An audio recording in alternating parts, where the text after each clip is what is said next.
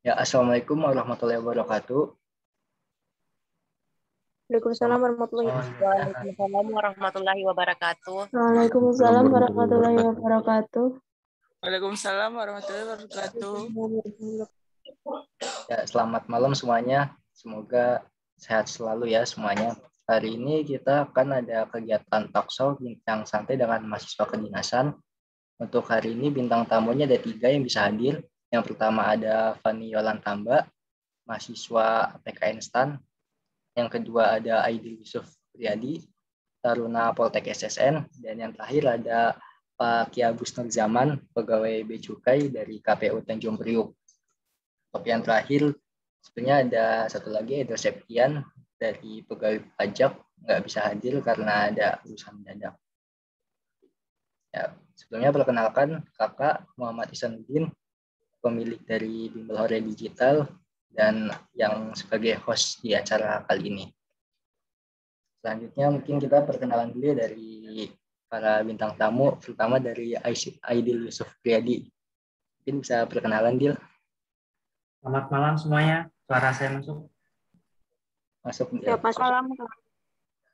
Ya, izin memperkenalkan diri. Jadi nama saya aja ya, panggilannya saya. Nama saya Aidil Supriyadi dari Taruna Politeknik Siber dan Sandi Negara, jurusan Rekayasa Keamanan Siber D4. Sekarang sedang menjalani masa pendidikan semester 7. Untuk asalnya dari Banyumas, Jawa Tengah. Kemudian untuk panggilan bisa panggil Aidil atau Yudi. Mungkin ada yang ditanyakan atau ingin diketahui?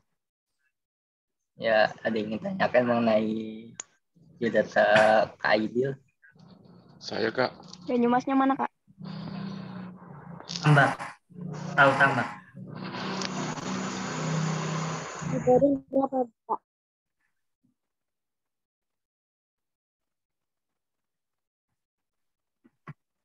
Banyumasnya asalnya Tambak ya, Aidil. Kak Aidil. Ya, untuk selanjutnya perkenalan dari Pak Ki Agus Nur Zaman. Kalau kakak bisa manggilnya Om Kiki ya. Silakan Om Kiki. Oke, makasih Mas Isan. Assalamualaikum warahmatullahi wabarakatuh. Perkenalkan, saya Ki Agus Nur Zaman Muhammad. Sekarang, tadi karena Mas Isan manggilnya Om, udah tahu lah ya, kurang lebih umurnya ya. Ya. Kalau Mas Aidil masih kinyis-kinyis tuh, masih gagah pakai seragam. Saya kebetulan nggak pakai seragam malam nih Mas Aidil. Jadi justru karena bajunya hijau jadi ini nih, ketutupan. Saya sekarang tugasnya di Bea Cukai, Direktorat Jenderal Bea dan Cukai Kementerian Keuangan. Penempatan sekarang di Bea Cukai Tanjung Priok ya. Kalau saya lulusannya dari STAN Akuntansi. Saya masuk 98, lulusnya 2001. Oh, jadi udah jadi ketahuan ya umurnya ya. Oke. Kemudian aslinya saya Jambi ya. Siapa tahu ada yang dari Jambi di sini. Saya aslinya Jambi dari SMA Titian Teras. Sementara itu dulu atau nanti aja dilanjut biodatanya, Mas Isan? Dilanjut dulu angkatan tahun berapa, Om? Angkatan ke berapa, Om? Kalau angkatannya, kalau kita ngitungnya angkatan 14. Angkatannya 14, saya dulu D3. Ya, tadi 98, Mas selesainya 2001, 3 tahun. Habis itu saya lanjut extension ya. Nanti teman-teman juga akan sudah harus paham kalau sudah masuk nanti bagaimana cara melanjutkan pendidikan, harus nunggu berapa tahun dulu ya. Tadi kalau Mas Aidil kan sudah D4 tuh. Kalau D4 keluarnya nanti lulusannya jadi 3A. Kalau saya dulu masih ada tuh D3, kalau saya D3. Lulusnya keluarnya masih golongannya 2C gitu. Jadi masih jauh nanti. Nah, makanya untuk bisa cepat naik 3A, kuliah dulu. Saya ngambil S1 extension di Akuntansi UI 2 tahun ya. Tapi setelah itu lama tidak kuliah lagi, baru kemarin menyelesaikan S2-nya di UI ya, Magister Ekonomi di UI. Kalau penugasan, penempatan pertama saya di kantor pusat ya, Bea Cukai di Rawamangun, 2001 sampai 2005. Ya. 2006 saya mutasi ke Tanjung Balai Karimun ya. Mungkin kalau teman-teman nggak tahu Tanjung Balai Karimun, Batam lah, minimal Batam ya. Batam, tapi nanti dari Batam naik kapal laut ya, kurang lebih, lupa saya, 2 jam atau 2,5 jam ya. Kurang lebih seperti itulah. Itu pun kalau kapalnya ada. Kalau kapalnya nggak ada ya nggak jadi berangkat.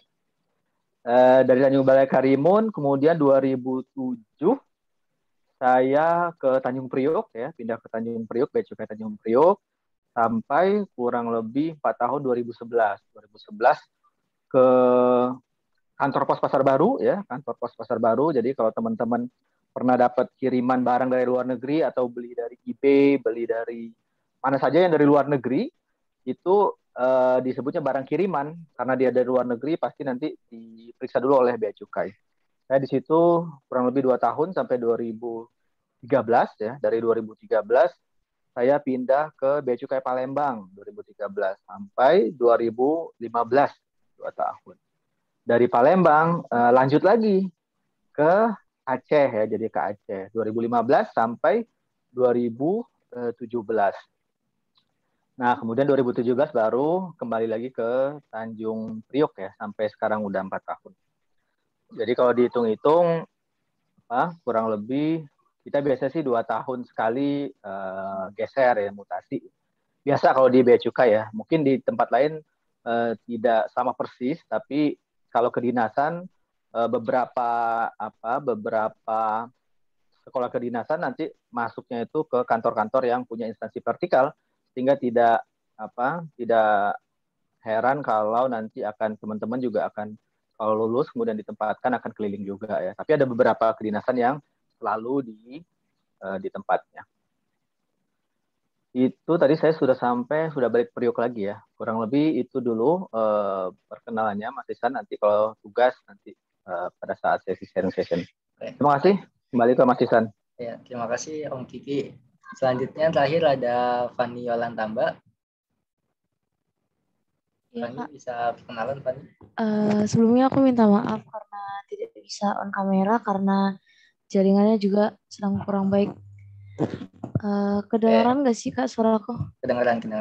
Ya, halo, selamat malam untuk Pak Ki Agus, untuk Kak Aidil, dan untuk teman-teman sekalian. Aku Fani Yolantamba, aku biasa dipanggil Fani. Aku sekarang mahasiswi tingkat 1 di Politeknik Keuangan Negara STAN, jurusannya D4 Akuntansi Sektor Publik. Aku masuk di tahun 2021. Aku asalnya dari Medan, Sumatera Utara. Di sini ada yang dari Medan? Oke, nggak ada kayaknya, Kak. Biasanya dari Skip Medan aja banyak sih, tuh. Oke, kayaknya segitu aja sih, Kak, untuk Oke. perkenalannya. Nanti kalau misalnya ada yang mau ditanyain seiring berjalannya acara aja. Terima kasih. Oke, baik. Terima kasih, Fani. Ya, hari ini udah kenalan semua. Ada 3 pembicara. Ada Om Kiki, ada Kak Aidil, sama ada Kak Fani ya. Selanjutnya kita masuk ke pengalaman kuliahnya deh. Selanjutnya kita masuk ke sesi selanjutnya. Pertama dari Aidil. Aidil kan udah 4 tahun nih kuliah di STSN ya, Poltek SSN, hampir 4 tahun. Rasanya kuliah di Poltek SSN itu gimana sih? Mata kuliahnya, pelajarannya, apa aja yang dipelajari gitu. Terus selama pendidikan itu ngapain aja gitu. Bisa diceritakan Kak Aidil? Ya, terima kasih untuk moderator Ihsan. Jadi teman-teman di sini saya izin menceritakan, ya santai aja ya di sini. Saya izin menceritakan kalau misalkan kuliah di Poltek SSN itu gimana. Sebelumnya izin kenalin nih Poltek SSN itu apa. Jadi di tahun-tahun sebelumnya itu Poltek SSN lebih dikenal dengan nama STSN, Sekolah Tinggi Sandi Negara. Nah, pada tahun 2021 ini itu baru berubah nomenklatur menjadi Politeknik. Jadi namanya berganti menjadi Politeknik Negeri Siber dan Sandi Negara. Nah, dari sistem pendidikannya masih sama seperti Sekolah Tinggi Sandi Negara. Jadi untuk pendidikannya hanya ada satu, yaitu D4 dengan lulusan nanti dengan gelar STRKOM. Untuk jurusannya itu di Politeknik Siber dan Sandi Negara ada 2. Yang pertama jurusan Keamanan Siber, kemudian yang kedua jurusan Kriptografi. Nah, di jurusan Keamanan Siber nanti itu memiliki satu prodi, prodinya itu prodi rekayasa keamanan siber. Untuk jurusan kriptografi sendiri itu punya 2 prodi. Yang pertama ada prodi rekayasa kriptografi dan yang kedua ada prodi rekayasa perangkat keras kriptografi.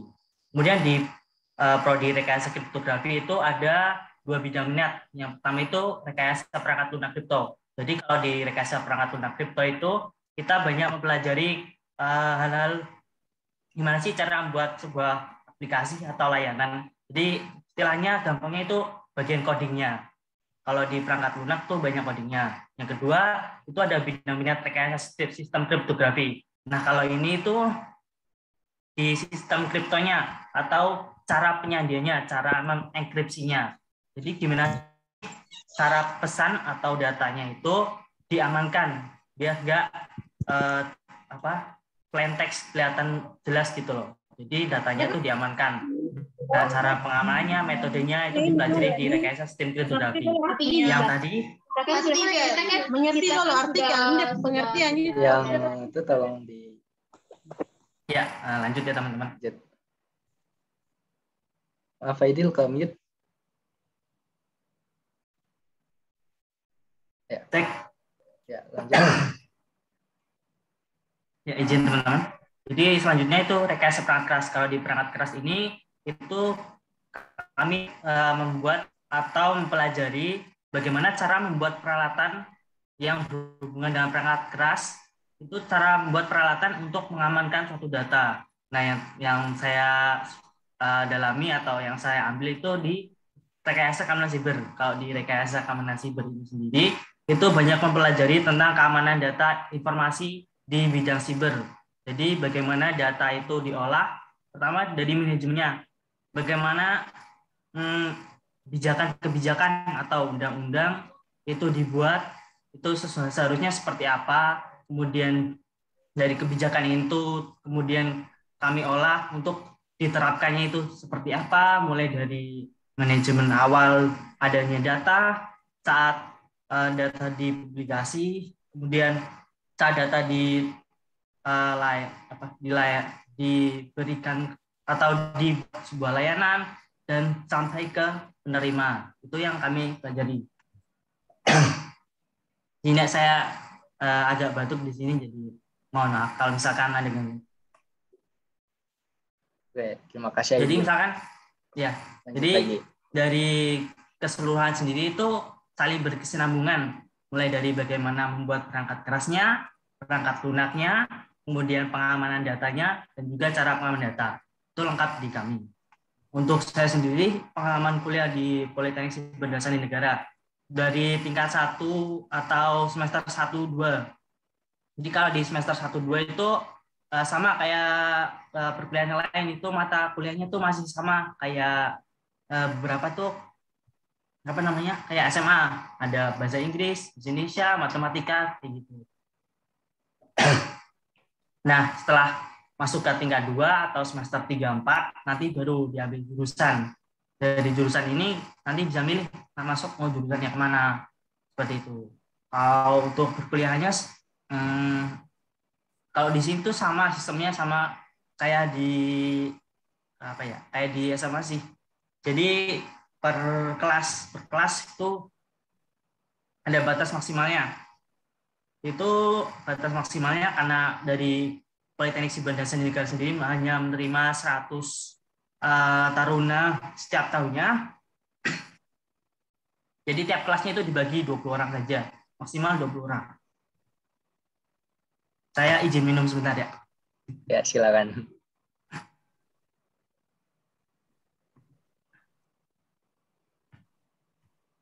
Ya, terima kasih. Nah, baik, saya lanjutkan teman-teman.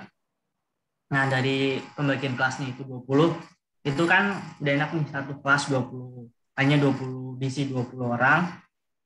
Kemudian untuk fasilitasnya, ruang kelas ber-AC, ada fasilitas, kalau istilahnya kami itu smart class, jadi kami masuk menggunakan ID card, kemudian absen juga menggunakan ID card di bagian depan. Sudah ada proyektor, itu bisa langsung, karena sekarang pandemi ya, jadi bisa langsung untuk digunakan kegiatan meeting, bisa menggunakan Zoom ataupun aplikasi lainnya. seperti itu. Kalau pengalaman kuliah apa lagi ya? Kalau tentang pengalaman kuliah mungkin cukup seperti itu sih. Mungkin ada lagi yang ingin ditanyakan moderator? Ya, untuk kuliah mata kuliahnya kan lebih banyak tentang komputer, coding segala macam ya.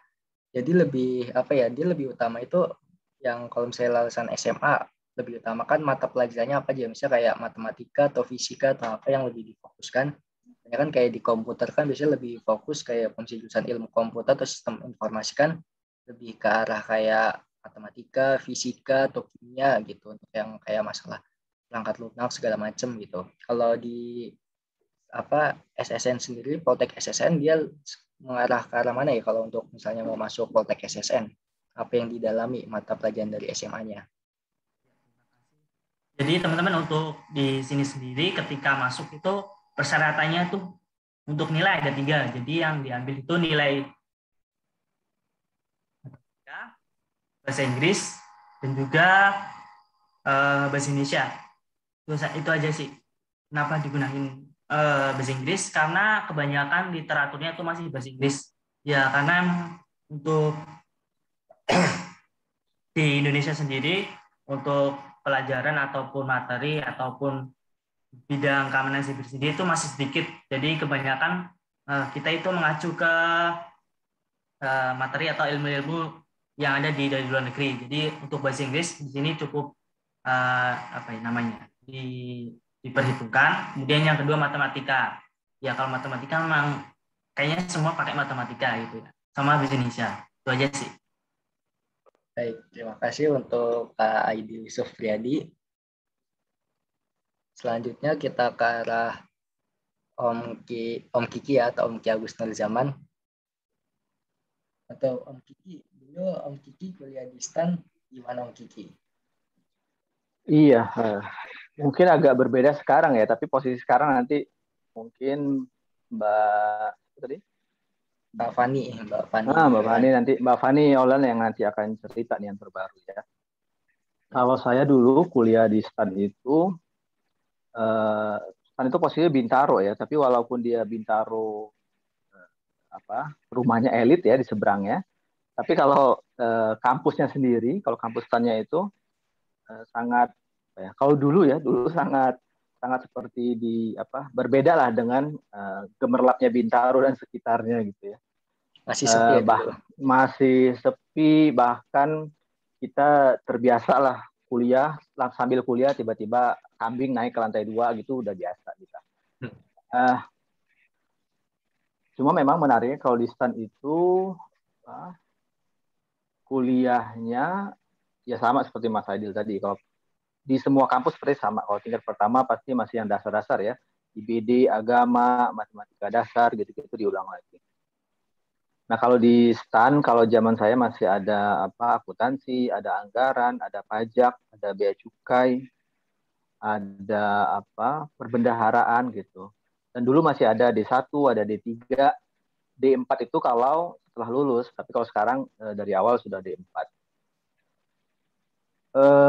Itu kemudian di STAN itu karena dia mungkin hampir semua kedinasan sama ya, karena dia menganut sistem DO, artinya kalau dapat D langsung dikasih O gitu, DO, maka kita terbiasa, sebagian besar sepertinya terbiasa untuk fokus belajar gitu ya, sebagian besar ya, walaupun sebagian juga nggak seperti itu juga. Makanya dikenal di antara kampus lain, anak STAN tuh mungkin semua kedinasan ya dianggap terlalu serius gitu ya. Tapi memang karena taruhannya itu tadi, DO itu tadi. Karena kan kita rata-rata kebanyakan juga dari luar Jakarta ya, jadi kalau sampai DO ya malu juga sama itu ya, sama orang tua, sama teman. Kalau kuliahnya ya itu tadi memang kita pagi sampai siang, setelah siang ya biasa saja sih. Cuma memang biasanya kita malam ngulang lah. Bedanya kalau di STAN itu saya rasakan kita harus belajarnya ini sih lebih ya. Kalau saya kan waktu S1 di UI Extension masih nyantai lah gitu. Masih artinya nyantai itu kita belajar itu fokusnya saat kuliah gitu. Jadi pas dosen memberikan materi ya kita fokus, benar-benar fokus, karena memang kita nggak punya waktu untuk ngulang ya. Tapi kalau di STAN waktu itu kita benar-benar ngulang, banyak latihan, banyak bertanya ke teman-teman. Tapi enaknya kalau di STAN buku-buku kita nggak beli. Nggak tahu sekarang ya. Kalau dulu kita buku tulis dikasih, kemudian kalau buku cetaknya, buku mata kuliahnya, kita nanti diturunkan dari yang senior. Jadi nanti ketika awal semester kita akan dikasih tahu, misalnya kita urut absen kelas 12, urut absen 2. Nanti kita akan cari itu kakak tingkat yang kelas 12, urut absennya sama gitu. Nanti kita tinggal nyari info, nanti ketemu, tinggal minta alamatnya, nanti kita ke kosannya atau segala macam, nanti kita minta tuh bukunya, karena itu buku dari negara, jadi diturunkan terus ke bawah. Ya waktu zaman saya sih bentuknya udah agak copot-copot gitu ya. Saya mungkin sudah berubah, nanti Mbak Fani bisa cerita. Itu kemudian kegiatan yang menonjol di STAN tentu justru kegiatan eskulnya itu keagamaan sepertinya lebih menonjol kalau saya lihat ya, baik dari Islam maupun Nasrani, yang Hindu, Buddha juga semuanya relatif kuat-kuat kalau saya lihat, karena mungkin lokasi penempatannya ya, karena kalau Kementerian Keuangan kan dianggap tempatnya cukup basah, jadi harus dikuatkan imannya gitu, maka semua agama mendorong itu semua. Jadi ketika nanti keluar dari STAN tidak mencoreng nama STAN gitu, jangan sampai berbuat yang buruk kemudian yang dikenal STAN. Pas kuliah itu sebenarnya kuliahnya nggak susah-susah juga sih, sama lah seperti teman-teman ya. Kalau yang di SMA ya, kalau teman-teman yang di SMA-nya saya nggak tahu sekarang ya. Kalau saya itu nama IPA gitu ya. Kalau yang IPA ya juga nanti pasti kepake ya. Justru di STAN itu walaupun dia dianggap ilmu sosial di situ karena akuntansi, pajak dan sejenisnya, tapi justru yang banyak masuk adalah anak-anak IPA. Anak-anak IPA kalau zaman saya. Tapi kalau yang IPS juga ada. Tapi pelajarannya memang banyak di IPS ya, karena kayak saya akuntansi tentu belajarnya nggak jauh-jauh dari akuntansi ya, mulai dari dasar sampai yang advance. Kemudian karena kita pemerintahan tentu terkait keuangan pemerintahan juga tidak lepas ya, itu juga dikuatkan akuntansi pemerintahan, tapi juga yang akuntansi industri ya, seperti cost accounting gitu, akuntansi biaya gitu tetap sama. Jadi kurang lebih sama lah dengan akuntansi di kampus-kampus lain. Itu kalau kuliahnya. Nah, STAN itu mungkin sekarang agak berbeda ya. Kalau STAN sekarang mungkin lebih gaul ya, anak-anaknya ya, lebih gaul ya. Kalau dulu dikenal cupu-cupu tuh kalau anak STAN gitu ya. Keluar aja ke Mall Bintaro paling dekat. Dulu masih Plaza Bintaro itu rasanya sudah hebat banget gitu. Tapi kalau sekarang mungkin mainnya lebih jauh kayaknya. Bintaronya juga udah berkembang, kampusnya juga udah berkembang. Tapi yang lain, ekskul yang lain juga banyak kok. Teman-teman yang pencinta alam bisa gitu. Ada tempatnya, yang mau main teater, yang bahasa Inggris gitu, English Club gitu, lengkap. Tapi yang jangan disia-siakan dimanapun nanti teman-teman lulus gitu misalnya, waktu yang senggang itu setelah kuliah digunakan untuk belajar yang lain lah ya. Terutama kalau sekarang bahasa Inggris tuh nggak bisa kita tinggalkan, itu udah harus kita kuatkan dimanapun kita nanti bekerja ataupun kuliah ya. Kalau saya dulu agak mungkin dalam tanda kutip menyesal itu ya, karena setelah kuliah itu ya udah di kos-kosan aja, ngobrol gitu, nonton TV gitu, harusnya bisa dimanfaatkan untuk ngambil kursus, karena di situ ada LIA dekat di situ. Karena itu nanti akan kepake ya. Teman-teman kalau nanti kuliah kedinasan kemudian ditempatkan menjadi PNS atau ASN, itu kesempatan untuk kuliah di luar negeri itu sangat besar ya. Jadi jangan disia-siakan nanti kalau sudah lulus, harus siap-siap ngambil TOEFL segala macam gitu supaya nanti kalau ada kesempatan untuk tes ngambil kuliah di luar negeri itu bisa dimanfaatkan ya. Teman-teman saya banyak yang ke Eropa, ke Jepang, ke Australia dan segala macam lah gitu ya, karena memang ada kesempatannya kalau di kementerian manapun nanti akan sama. Kemudian stan itu kalau dulu kita tetap ngekos biasa ya. Kalau sebelum saya itu dia ada asrama, tapi setelah saya itu dia kos-kos biasa aja kita. Di sekitar situ banyak kos-kosan dan biaya hidup sih saya anggap relatif murah lah ya dibandingkan Jakarta atau Bintaro secara umum lah ya. Ya tergantung kita sih, tergantung kita aja maunya di mana. Kuliah mungkin itu dulu Mas Isan, nanti kalau ada pertanyaan silakan. Kembali ke Mas Isan. Oke, baik. Terima kasih Om Kiki atas penjelasannya. Selanjutnya kita ke arah Fani Yolantamba. Ya, untuk Fani Yolantamba kan mahasiswa baru nih, mahasiswa stan baru. Mungkin gimana pengalaman kuliah di stan pertama kali gitu.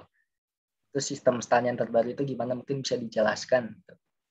Ya, halo, selamat malam teman-teman. Aku masuk di tahun 2021. Jadi tahun 2021 itu merupakan tahun penerimaan mahasiswa baru PKN STAN paling sedikit dalam sejarah. Penerimaan hanya 262 reguler dan 10 afirmasi. Jadi kita total satu angkatan tahun ini 272. Kalau perbandingannya dengan pendaftar itu, pendaftar tahun ini sekitar 44.000 sekian. Jadi perbandingannya itu 1:165, di bawah 1% memang. Untuk jurusannya sendiri di tahun ini tuh jurusan baru semua dan program studinya D4 semua. Aku jurusan akuntansi sektor publik, terus 2 jurusan lain itu ada jurusan manajemen keuangan negara dan jurusan manajemen aset publik. Kalau jurusan akuntansi sendiri itu dari tahun-tahun sebelumnya memang STAN itu selalu buka jurusan akuntansi. Bahkan di beberapa tahun sebelumnya itu sudah ada program D4 di akuntansi. Tapi kalau di jurusan manajemen keuangan negara dan jurusan MAP atau manajemen aset publik itu jurusan yang baru. Kalau manajemen keuangan negara itu sendiri sebenarnya peleburan dari program studi pajak, terus ada bea cukai, sama kalau nggak salah sih kebenaran negara. Kalau misalnya manajemen aset publik itu dari PBB penilai gitu. Kalau yang aku pelajarin, bener dari yang tadi kata Pak Kiagus tuh, jadi sebenarnya tuh nggak perlu khawatir apakah anak IPA atau IPS, karena ujiannya kan juga kayak tahun ini semuanya pakai SKD, pakai ujian TPS, tidak perlu nilai saintek ataupun sosumnya juga. Dan biasanya di STAN itu banyak tentir. Tentir itu kayak saling mentoring antar teman satu angkatan, saling ngajarin. Jadi biasanya teman-teman yang udah dari jurusan IPS atau karena kan tahun lalu itu STAN nggak buka di tahun 2020, jadi ada yang udah sempat kuliah, ada yang lulusan 2019, 2020, kayak aku juga lulusan 2020. Nah, teman-teman yang udah kuliah kayak di jurusan sosum-sosum itu juga biasanya mau gitu untuk ngajarin untuk teman-teman satu angkatan. Jadi kayak kita tuh anut sistem tuh 0 DO. Kalau bisa 272 masuk, 272 yang lulus juga kan cuma sedikit gitu. Kalau kegiatannya itu sekarang aku tinggalnya di asrama. Kita semua wajib berasrama 1 tahun. Nggak hanya yang reguler, tapi yang ahli program juga untuk mahasiswa tugas belajar yang sudah lulus, sudah pernah berkuliah di PKN STAN dan mau melanjutkan pendidikan, baik itu D3 ataupun D4, itu juga tinggal berasrama bersama kita, sekitar 240 orang gitu. Jadi pesiarnya ada sekali seminggu, tapi harus PCR. Jadi 2 minggu ini aku nggak PCR sih gitu, masih di asrama aja. Dan asramanya itu super nyaman banget. Ada AC, terus sekamar itu 3 orang. Fasilitasnya lengkap, kamar mandinya ada wastafelnya, ada showernya, terus boleh bawa telepon genggam juga. Jadi sebenarnya kita tuh nggak terlalu terputus gitu, bisa nelpon keluarga tiap hari, ada fasilitas makan juga 3 kali sehari, ada fasilitas fitness center juga, dan pokoknya sih fasilitasnya lengkap. Terus kalau kuliah, kita tuh kuliahnya belum offline. Jadi kita dikumpulin di satu kelas, terus kita nanti Zoom bareng-bareng, jadi dosennya itu ngajarin dari via Zoom. Apalagi ya, untuk LKAM atau UKM kemahasiswaan itu banyak banget. Kalau di tahun aku sendiri tuh, kita tuh wajib ngambil minimal dua organisasi di luar keagamaan. Jadi organisasi keagamaan itu udah wajib, udah nggak terhitung dari 2 yang wajib lagi ini. Dan itu ada sekitar, kalau sekarang tuh ada sekitar 50 UKM, lebih dari 50 UKM yang ada di PKN STAN. Itu ada peminatan, ada juga kelembagaan kayak BEM. Mungkin teman-teman udah kayak Badan Eksekutif Mahasiswa, Badan Legislatif Mahasiswa, ada Badan Audit, ada juga kayak kelompok studi pasar modal, pokoknya banyak banget. Terus ada juga kayak minat bakat kalian gitu, entah yang suka nyanyi itu bisa masuk kayak tim paduan suaranya, atau yang suka dance juga ada, yang suka teater juga, terus yang suka kayak sastra gitu, nulis puisi, nulis cerpen.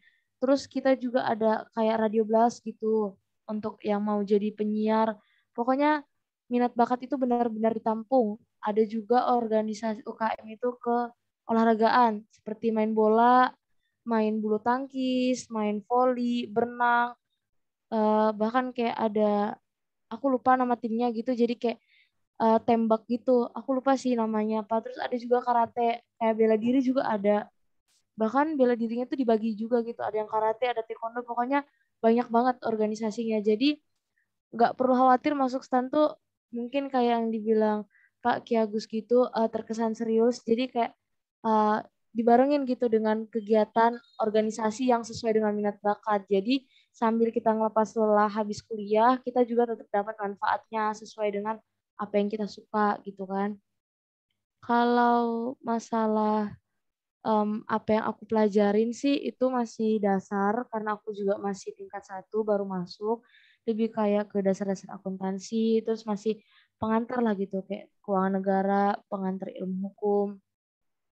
Untuk sistem buku, kalau buku tulis kita udah bawa sendiri sama alat tulis, tapi kalau buku-buku turunan itu lebih ke perpus. Jadi kayak ketua kelas ngordinir berapa orang untuk ambil buku perpus sesuai dengan jumlah mahasiswa yang ada di kelas itu gitu. Jadi misalnya untuk setiap mata kuliah itu ada 1 buku pegangan.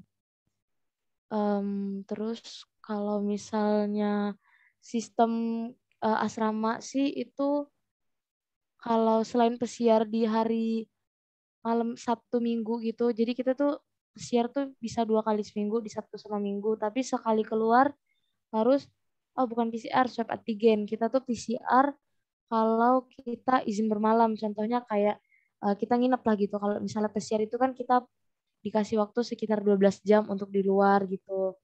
Tapi yang nggak pesiar itu juga bisa pesan makanan dari GoFood, dari Shopee Food juga bisa pesan makan-makan basah kayak sushi, atau ada yang mau pesan martabak, ketoprak, pecel, itu boleh asal jumlahnya itu disesuaikan, ada aturannya. Gitu juga kalau misalnya mau pesan online shopping itu juga bisa, tapi kita biasanya dikasih ketentuan apa-apa aja barang yang boleh dibawa, apa-apa aja barang yang tidak boleh dibawa. Biasanya kayak alat-alat pemanas, kayak misalnya yang suka pakai catokan atau hair dryer itu nggak boleh gitu sih. Tapi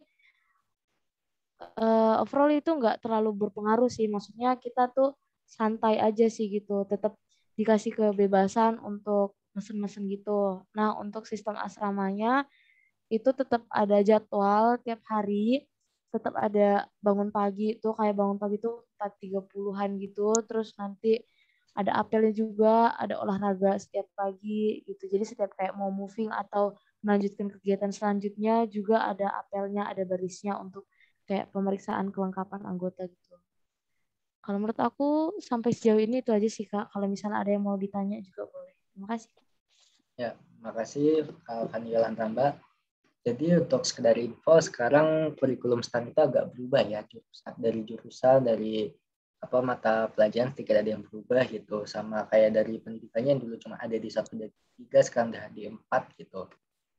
Dan sistemnya juga ada berbeda. Kalau dulu kan ada dapat buku tulis kayak zamannya Om Kiki lah, ada buku tulis, ada apa segala macam, dapat fasilitas semua. Kalau di zamannya Fani yang baru ini udah ada perubahan, buku tulis beli sendiri, peralatan beli sendiri gitu. Cuma yang masih sama ya kuliahnya masih gratis gitu, sama-sama masih sekolah kedinasan gitu. Kayak jumlah jurusan kan dulu ada banyak, ada bea cukai, ada akuntansi, ada manajemen aset, ada perbendaharaan segala macam. Sekarang cuma ada 3 kalau nggak salah, ada 3. Ini kakak akan share screen dulu untuk jurusan yang terbarunya. Udah kelihatan belum? Untuk share screen-nya udah kelihatan apa belum? Udah. Ya. Jadi untuk mulai tahun ini itu kan STAN udah mulai berasrama dan jurusannya udah diganti ya. Cuma jadi 3 jurusan. Ada yang pertama ada akuntansi, prodi akuntansi sektor publik. Yang kedua ada manajemen keuangan sektor publik. Yang ketiga ada manajemen aset sektor publik. Nah, kalau yang akuntansi sektor publik itu ya dia mempelajari tentang auditor internal, auditor eksternal, analis laporan keuangan, analis transaksi keuangan, dan perumusan kebijakan di bidang akuntansi. Untuk yang prodi manajemen keuangan sektor publik itu ada analis anggaran, analis keuangan pusat dan daerah, terus pemeriksa bea cukai. Jadi untuk yang jurusan bea cukai itu melebur ke manajemen keuangan sektor publik ya. Terus ada juga pemeriksa pajak, jurusan pajak juga melebur masuknya ke manajemen keuangan sektor publik. Terus ada analis perbendaharaan negara, analis perbendaharaan negara juga masuk melebur ke manajemen keuangan sektor publik. Terus ada analis pembiayaan dan risiko keuangan. Terus yang terakhir ada perumus kebijakan fiskal. Dan untuk yang terakhir itu ada prodi manajemen aset sektor publik. Kalau yang tadi manajemen keuangan, sekarang manajemen aset. Jadi manajemen aset itu dia masih ada, tapi udah ganti udah ganti jadi D4. Cuma namanya manajemen aset sektor publik ya, bukan manajemen aset lagi, tapi manajemen aset sektor publik. Yaitu yang mempelajarinya tentang penilai pemerintah, analis BMN, penilai pajak, dan pelelang. Jadi pajak itu juga nanti ada yang melebur masuk ke manajemen aset sektor publik. Seperti jadi bisa dilihatnya apa yang dipelajari. Jadi yang paling sedikit itu emang tentang prodi manajemen aset sektor publik ya. Kalau akuntansi sektor publik dia sebenarnya umum masih kayak akuntansi biasa, akuntansi yang dulu, cuma agak sedikit ada perubahan, ada tambahan sama ada pengurangan. Untuk yang jurusan lainnya tuh melebur ke manajemen keuangan sektor publik. Jadi kayak pajak, terus kayak perbendaharaan negara, kayak bea cukai itu meleburnya masuk ke manajemen keuangan sektor publik. Jadi kalau yang kepingin masuk STAN itu jurusannya cuma ada 3 pilihan ini. Terus kalian juga kalau mau milih jurusan mana bisa dilihat dia mempelajari apa. Jadi jangan salah pilih jurusan, karena kalau misalnya kalian kepingin masuknya kemana tapi salah pilih jurusan itu bahaya juga selama perkuliahan. Jadi salah pilih jurusan itu bukan cuma terjadi di kayak PTN atau PTS ya, bukan cuma di perguruan tinggi negeri atau perguruan tinggi swasta, tapi di kedinasan juga ada yang orang salah milih jurusan gitu. Yang penting soalnya orang pada penting lolos kedinasan, masuk kedinasan, terus jadi PNS apa gitu segala macam. Jadi ya diperhatikan lagi kalian kenapa mau masuk kedinasan tersebut dan jurusannya mau pilih apa gitu, diperhatikan lagi. Untuk selanjutnya balik lagi ke Aidil Sufriyadi. Gimana sih dulu waktu masih berjuang? Untuk pengalaman waktu gimana tes-tesnya, masih berjuang gitu, waktu berjuang apa aja sih dipelajarin gitu. Terus dulu tesnya gimana, hasil skornya kira-kira berapa gitu. Mungkin bisa dijelaskan Aidil waktu perjuangan masuk Poltek SSN.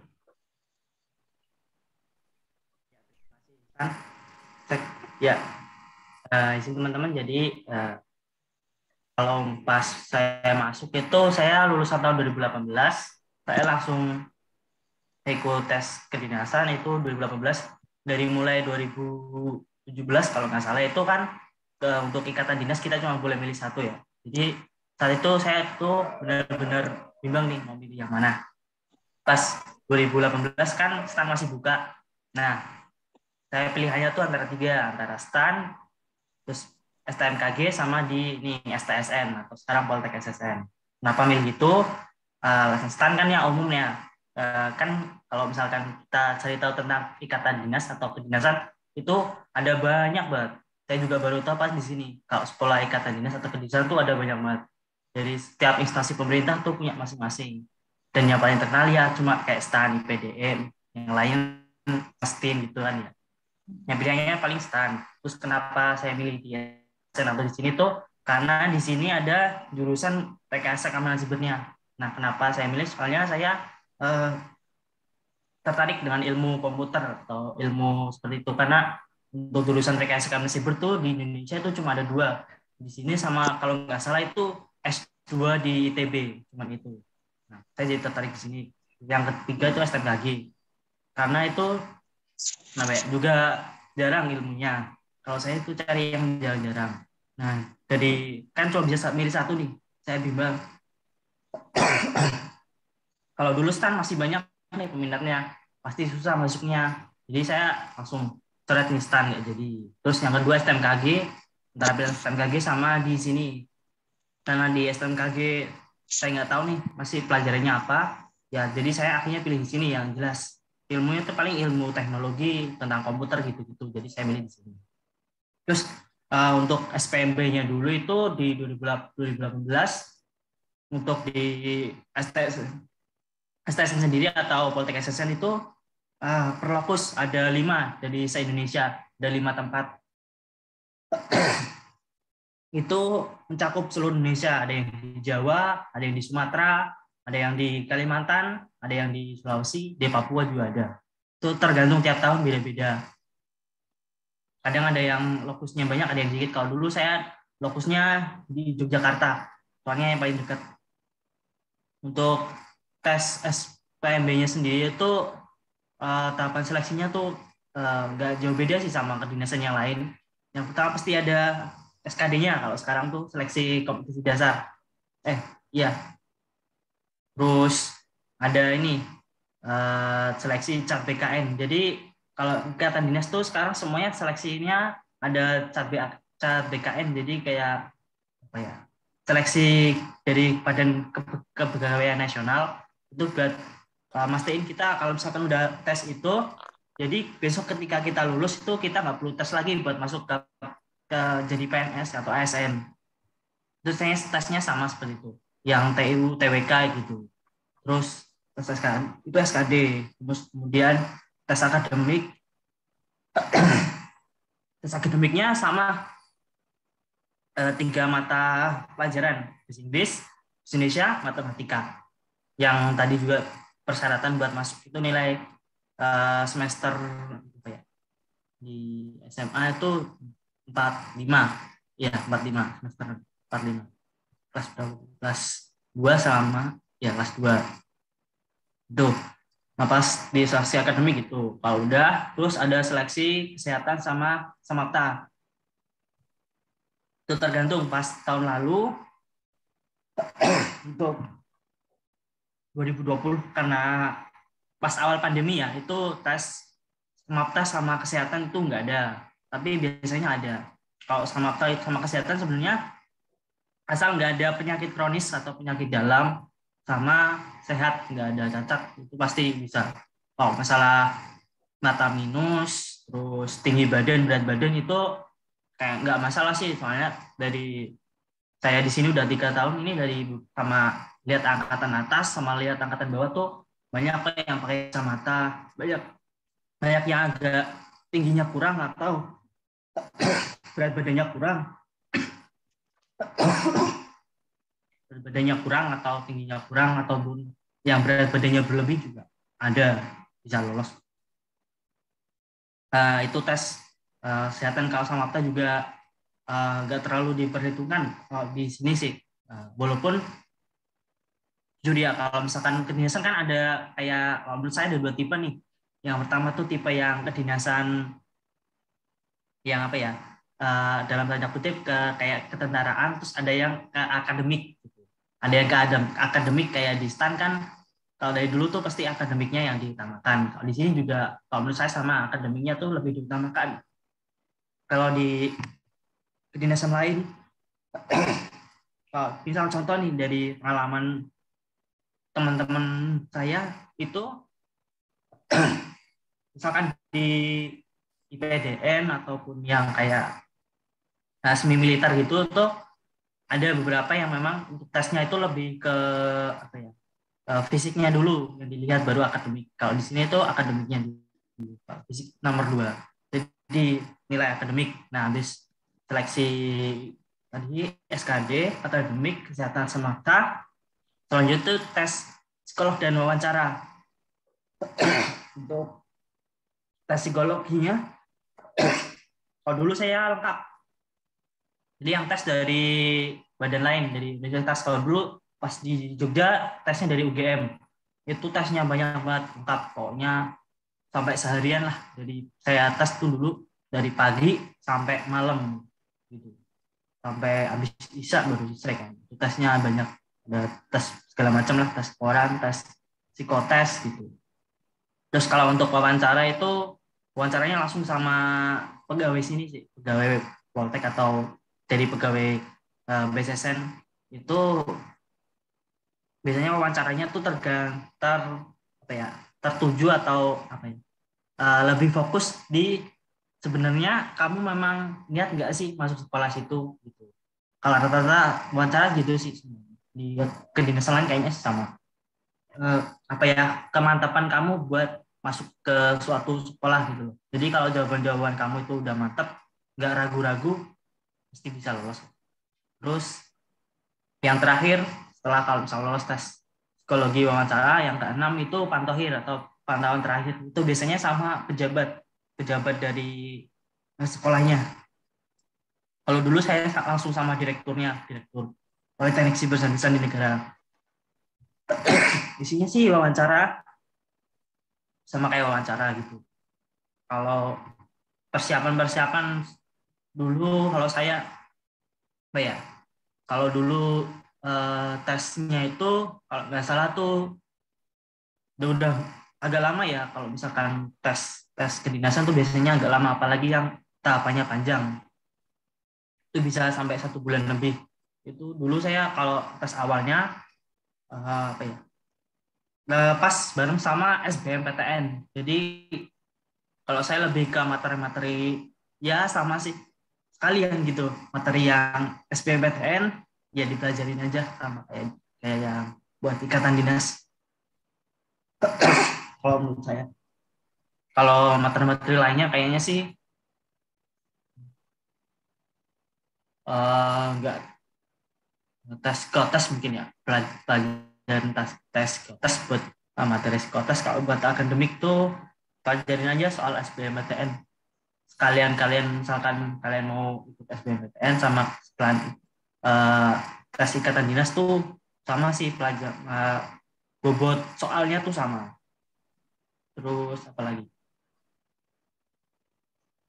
Cara belajar itu persiapan. Kalau dulu saya persiapannya bareng sama buat SBMPTN sih. Tips and triknya persiapin jauh-jauh hari. Pokoknya ini masih bulan awal tahun nih, kayak akhir tahun masih Oktober biasanya kan. Kalau tes gini udah di awal tahun ya, mulai dari kadang Maret atau April udah mulai, bahkan sebelum kalian ujian nasional kadang udah mulai. Itu kalau bisa kalian persiapin jauh-jauh hari gitu sih. Kalau di SPNB Poltek Assessment sih kayaknya sama yang lain sih, nggak ada tips trik yang khusus gitu ada. Selama kalian bisa ngelakuin secara maksimal, insya Allah apa yang kalian ingin pasti kalian dapat. Itu aja. Nah, saya kembalikan ke Isa. Ya, baik, terima kasih Kak Idil. Untuk yang ingin bertanya, nanti di akhir sesi ada sesi tanya jawab. Jadi nggak usah lewat chat, nanti tinggal sesi tanya jawab aja gitu. Selanjutnya ke Om Ki Agus Nur Zaman. Dulu atau Om Kiki, zamannya Om Kiki itu gimana ya? Untuk kayak tes persiapan masuknya kan dulu masih model lama nih, masih angkatan awal, masih seleksinya masih ketat gitu kan dulu, karena STAN termasuk kayak peminat terbanyak ya, karena terkenalnya penghasil tertinggi, banyak yang ingin masuk STAN gitu kan. Dulu terkenal STAN, lulusan STAN itu dimasuk jadi pegawai Kementerian Keuangan, gajinya tertinggi segala macem gitu. Jadi banyak yang minat STAN. Terus juga dulu sistemnya agak lebih ketat, masuk semi militer juga dulu, sistem D.O.nya kuat juga dulu. Jadi waktu pangan Om Kiki zaman dulu gimana tesnya, persiapannya gimana gitu? Silakan Om Kiki. Oke, makasih Mas Hasan. Kalau saya dulu udah lama banget ya, mungkin nggak cocok lagi sama teman-teman nih karena sudah beda. Nanti yang Mbak Fani nih yang paling pas ya. Tapi memang kalau dulu bedanya STAN itu, karena kalau dulu kan kedinasan kita boleh tes di setiap kedinasan gitu ya. Artinya masing-masing sekolah kedinasan adakan tes sendiri ya. Tapi kalau sekarang kan semua sudah terpusat ya. Jadi kalau nggak salah hanya boleh milih satu sekolah kedinasan kalau nggak salah ya. Nggak tahu nih kalau yang 2022 nanti ya. Nah, kalau dulu persiapannya tentu sama kurang lebih dengan ketika kita mau, kalau dulu namanya masih UMPTN ya, sekarang apa sih namanya, PMB apalah gitu ya. Intinya sama seperti kita belajar untuk kuliah di tempat di PTN maupun di PTS lainnya gitu ya, kurang lebih sama. Yang penting sih memang banyak latihan soal sih. Memang harus banyak latihan soal supaya kita tahu polanya ya, pola soalnya. Biasanya dia nggak akan beda jauh ya. Apalagi sekarang kalau nanti teman-teman ikutnya di 2022 sudah ada tuh contoh-contoh soal yang versi 2021 yang Mbak Fani itu. Jadi nanti bisa kelihatan. Selain itu kalau saat masuk itu sih. Tapi kalau sekarang tentu tadi di STAN juga ada semaptaan ya, ada lari atau apa gitu, saya lupa tuh. Pokoknya yang standar semapta lah. Jadi teman-teman selain mempersiapkan pelajaran ya, yang pelajaran seperti biasa, tetapi juga jangan lupa mempersiapkan fisik ya. Karena nanti itu juga sangat mempengaruhi sih. Banyak yang sudah lulus di depan gitu, tes tulisnya ternyata pas semaptanya gagal gitu. Gagalnya mungkin sebenarnya sudah lewat gitu targetnya, tapi mungkin karena secara kuota sudah terlewati ya, mungkin teman-teman nanti nggak bisa juga. Jadi harus disiapkan semuanya sih memang, tertulisnya, kemudian semaptanya, termasuk nanti teknik wawancara, gimana menjawab pertanyaan-pertanyaan pewawancara. Kalau persiapan lain nggak ada sih. Ya tentu kalau sekarang bedanya tadi ada SKD itu ya. Karena kalau zaman saya dulu, kita kuliah dulu biasa, nanti lulusnya baru tes untuk CPNS-nya gitu. Kalau sekarang kan di depan semua, jadi ketika teman-teman lulus di depan SKD gitu, otomatis nanti masuk, nggak perlu tes lagi nanti tes PNS-nya, otomatis nanti langsung jadi PNS ya. Kalau saya dulu nggak, jadi kuliah dulu, lulus dulu, baru tes jadi PNS. Walaupun mungkin kalau dulu mayoritas lulus lah gitu. Kalau nggak ada masalah sih lulus ya. Kecuali kalau ada masalah ketika wawancara gitu terkait Pancasila, kenegaraan lah gitu. Kalau dulu namanya litsus ya. Masih zaman dulu lah ya. Apalagi kalau misalnya dulu masih ada keluarga yang tersangkut dengan PKI segala macam gitu. Tentu itu memberatkan ya. Tapi dulu, kalau sekarang kan semua di depan. Jadi kalau teman-teman sudah lulus di depan, tes sudah dianggap inilah PNS lah itu nanti. Karena kan sebagian besar, mungkin kalau teman-teman nggak terlalu berpikir ke situ ya, tapi justru orang tua biasanya. Karena ketika orang tua itu udah tahu nih kalau kedinasan lulusnya jadi PNS. Nah itu yang akan makanya teman-teman didorong untuk kedinasan gitu oleh orang tua ataupun guru-guru. Karena dianggap ujungnya sudah tahu mau kemana gitu. Kalau misalnya di PTN ataupun PTS biasa, di luar kedinasan tentu setelah itu kan harus mencari kerja lagi gitu, melamar gitu. Kalau di kedinasan tentu nggak ada proses itu. Jadi kembali ke tadi, kalau di awal untuk masuk sama sih persiapannya, seperti kita persiapan SPMB lah ya, sama seperti itu. Cuma bedanya kalau di sini teman-teman tentu harus mempersiapkan latihan soal untuk SKD dan lain-lain lah. Poinnya sih harus banyak latihan soal. Kalau saya sih dulu gitu, latihan soal aja.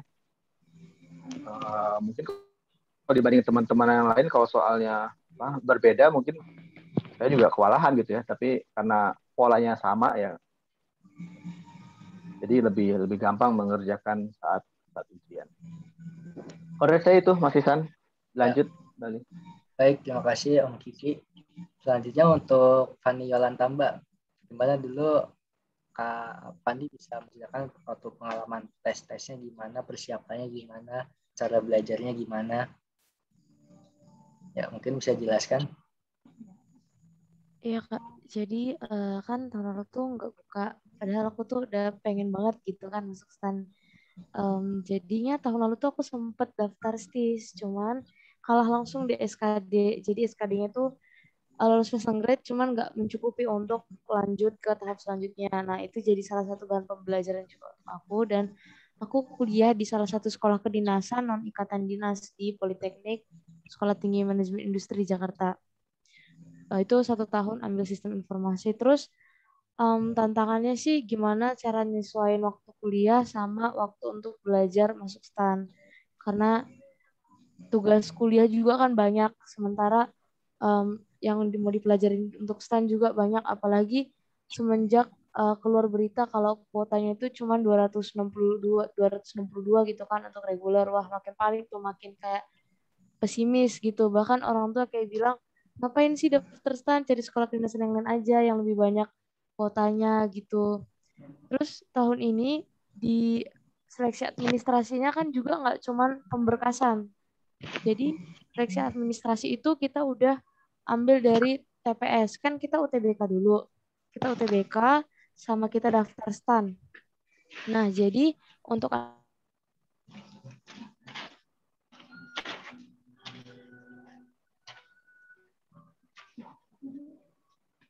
Halo Kak Fani. Nah, suaranya keputus, jaringan mungkin.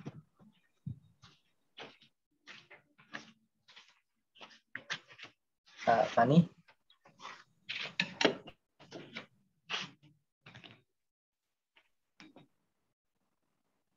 Ya, mungkin jaringannya keputus ya. Kita lanjut dulu ke yang lain. Ya, balik lagi ke Aidil. Oke, tadi ada yang nanya tuh, apa namanya, banyak yang nanya, misalnya kayak STSN itu kan dia kayak lebih ke arah komputer gitu kan, arah komputer, terus kayak apa namanya, pelajarannya dia lebih kayak mempelajari tentang ya pemrograman gitu kan. tadi Jadi mohon maaf lihat yang bentar. Kita lanjut dulu ya Fandi, kita ke arah ke Aidil tuh. Ya, untuk Aidil kan banyak tuh yang penasaran apa bedanya STSN sama STIN gitu. Kan banyak yang bilang STSN tuh kok kayak mirip STIN gitu kan. Banyak yang bilang apa pada milih mau STSN atau mau STIN gitu. Karena kan jurusannya apa ya, kayak sama-sama semi militer, sama-sama kayak ketat gitu. Tentang kayak intelijen segala macam gitu. Perbedaannya apa sih antara STSN sama STIN? Mungkin bisa dijelaskan? Ya, makasih untuk pembicaraan teman-teman. Izin, jadi emang kalau dulu tuh antara persandian sama intelijen tuh berbarengan. Ya, jadi kalau orang-orang dulu istilahnya sandiman tuh emang berbarengan sama intelijen. Tapi makin kesini kan ada perubahan nih, dari yang dulunya cuma sandi, lebih semakin berkembangnya teknologi, jadi kebutuhan akan ilmu baru tuh muncul gitu. Intinya kan semakin kesini ada rekayasa keamanan siber nih, dan itu tuh nggak selalu tentang sandi yang perlu keamanan gitu. Jadi emang kalau dulu tuh antara STSN dengan STIN itu saling apa ya, berdampingan gitu. Emang materinya gitu. Walaupun yang STIN tuh lebih tertutup lagi. Gitu. Sampai sekarang sih masih sih. Kalau dulu emang sering ngadain kegiatan bareng. Kalau sekarang udah nggak terlalu. Kalau mungkin sih paling pertukaran ini apa sih, mata enggak pertukaran ini saling dosen gitu ya, ngajar. Jadi dosen-dosen di STIN ngajar di STN atau Poltek, terus dosen Poltek ngajar di sana, materinya ya gitu Pak. Misalkan dosen STIN ngajarnya tentang intelijen di sini, kalau dosen sini ngajarnya tentang itu keamanan siber di sana. Itu sih, soalnya apalagi sejak jadi Poltek nih tahun 2020-2021 ini, itu kami makin terbuka. Jadi nggak selalu tertutup kayak dulu. Kalau misalkan dulu tuh emang kami udah didoktrin atau diajarkan kalau memang sebagai nanti seorang sandiman itu harus low profile seperti itu. Kalau sekarang tuh nggak terlalu, udah boleh untuk lebih speak up, lebih keluar lagi, bisa kemana-mana. Kalau misalkan yang sekarang di Poltek SSN seperti itu. Itu sih. Baik, jadi Iya. ya, terima kasih Kak Idil. Jadi perbedaannya itu antara STSN sama STN, sebenarnya STSN sama STN itu masih kayak ada keterkaitan, jadi kayak ada suka pertukaran pelajar, terus ada pertukaran dosen juga, terus juga pada acara-acara itu suka barengan gitu, suka ada kegiatan bareng gitu. Baik. Nah, kita lanjut lagi nih ke Kak Fani Yolantamba. Tadi ada sempat keputus ya. Mungkin bisa dijelaskan lanjut yang mengenai tadi, Kak Fani. Iya Kak, maaf ya teman-teman juga tadi jaringan hotspotnya keputus. Jadi tadi sampai di mana ya? Sampai di administrasi itu tuh tahapan yang paling banyak yang gugur. Jadi dari 44.000 itu langsung ke 10.000. Terus dari tahapan administrasi itu lanjut ke SKD. Nah, SKD-nya itu dilaksananya di BDK setiap di BDK masing-masing BKN masing-masing daerah. Itu untuk soalnya sendiri kan nambah dari yang tahun lalu ya. Kalau nggak salah tuh nambah sekitar 10 soal. Jadi ada 110 soal. Jadi skor maksnya itu 550. Nah, puji Tuhan aku dapat skor 466. Nah, untuk skor minimal masuk STAN ini sendiri itu tinggi. Kalau bisa dibilang tuh kayaknya sih paling tinggi dari semua sekolah kedinasan skor minimalnya. Soalnya skor minimalnya itu 452. Bahkan 452 itu ada yang lulus dan ada yang tidak lulus. Jadi itu diurutkan berdasarkan skor TWK gitu prioritasnya. Terus dari tes SKD itu lanjut ke tes TKK dan psikotes. Nah, untuk TKK dan psikotesnya PKN STAN tahun ini tuh cukup banyak. Jadi aku juga ngalamin satu hambatan di TKK dan psikotes tahun ini. Waktu tes TKK itu aku terkonfirmasi positif COVID dan harus pulang. Jadi dikasih waktu 4 hari untuk menegatifkan diri. Jadi harusnya yang TKK sama psikotes itu 2 hari yang berbeda karena aku COVID. Jadi di tanggal 16-nya itu digabungin. Jadi paginya aku TKK, siangnya aku psikotes langsung lanjut. Di TKK-nya ini sendiri ada TKKA, TKKB. Terus di TKK itu ada tes kesehatan kebugaran. Nah, kalau tes kesehatan itu ada berbagai pemeriksaan kayak BMI, itu kayak berat badan ideal kita, terus ada pemeriksaan minus mata juga, ada pemeriksaan varises, terus ada pemeriksaan narkoba, HIV, pemeriksaan THT juga, sama gigi juga. Kayaknya itu sih sama denyut jantung, terus tensi, pokoknya kayak hampir-hampir mirip sama kayak tes kesehatannya yang di semi militer tahun ini sih gitu. Di sekolah militer tahun ini. Terus kalau misalnya di tes kebugarannya itu ada 2, kebugaran A sama kebugaran B. Jadi yang kebugaran A itu kita dikasih waktu lari selama 12 menit. Itu nanti pokoknya jaraknya itu sejauh-jauh mungkin. Pokoknya selama 12 menit itu kita lari. Terus di tes kebugaran B itu kita ada chin up, ada sit up, ada push up, sama shuttle run. Shuttle run itu yang lari angka 8. Itu nggak pernah ada batas ambang minimalnya berapa, pokoknya kita lakuin semaksimal mungkin aja. Kalau aku untuk tes kesehatan tahun ini kayaknya aku bermasalah di mata karena mataku minus gitu kan. Itu jadi kayak mengurangin poin. Kalau kebugaran di 12 menit itu Kalau nggak salah tahun ini aku dapat 2070 meter. Terus kalau di tes kebugaran B, kayaknya push up, sit up-nya itu aku dapat di rentang 35 sampai 40 gitu, sama chin up juga. Shutterannya aku nggak hitung waktunya berapa karena aku nggak pegang stopwatch. Terus selesai dari situ kita tes psikotes. Jadi tes psikotesnya itu em, nggak pakai kertas, nggak ada sistem kertas atau pulpen. Jadi betul-betul di layar itu pokoknya kita sebisa mungkin mengendalikan pribadi kita, pribadi yang dibutuhin lah untuk ASN itu pribadi yang baiknya apa. Itu sih kayak menurut aku kita banyak-banyak baca buku juga kayak yang tadi dibilang Pak Kiagus, banyak lihat latihan soal, jadi kita ngerti pola soal itu seperti apa. Terus harus bisa kendali waktu juga, jangan terfokus pada satu soal aja. Em, terus untuk psikotes juga sebisa mungkin jujur aja gitu. Kenal pribadi kita itu seperti apa, nggak usah terlalu ditutup-tutupin. Kalau misalnya kita tipe orang yang agak sedikit kurang kurang bisa kayak tepat waktu gitu, masih agak ceroboh, jangan bohong. Soalnya pertanyaannya itu biasanya mirip-mirip gitu, antara 3 sampai 4 pertanyaan. Jadi kayak diulang-ulang. Kalau misalnya kita bohong, biasanya kita jawab pertanyaan yang pertama sama kedua itu bisa beda-beda. Jadi itu mengurangi penilaian kita kalau kita itu orang yang nggak konsisten. Terus setelah dari tes TKK dan psikotes itu ada tahapan pengumuman lagi, terus ada tahapan wawancara. Di wawancara tahun ini itu yang gugur sekitar 39 orang. Terus habis itu udah selesai tes seleksinya. Gitu sih. Oke, baik, terima kasih Kak Fani.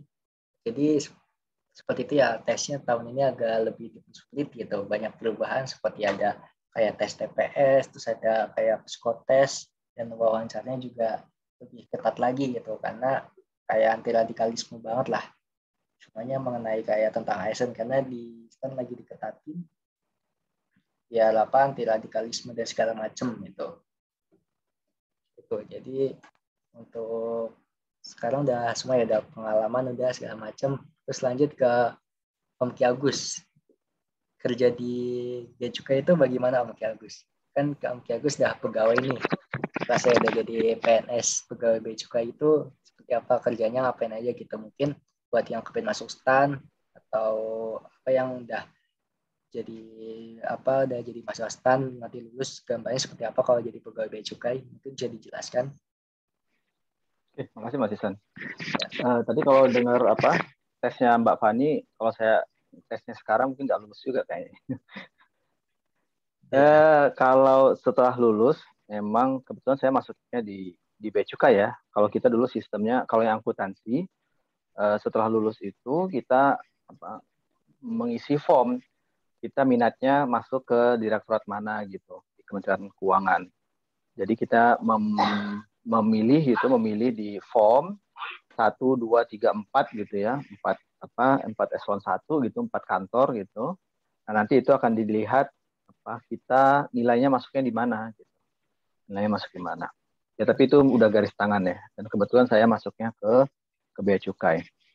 Kalau di Bea Cukai kebetulan saya dari akuntansi, jadi penempatan pertamanya jadi auditor ya.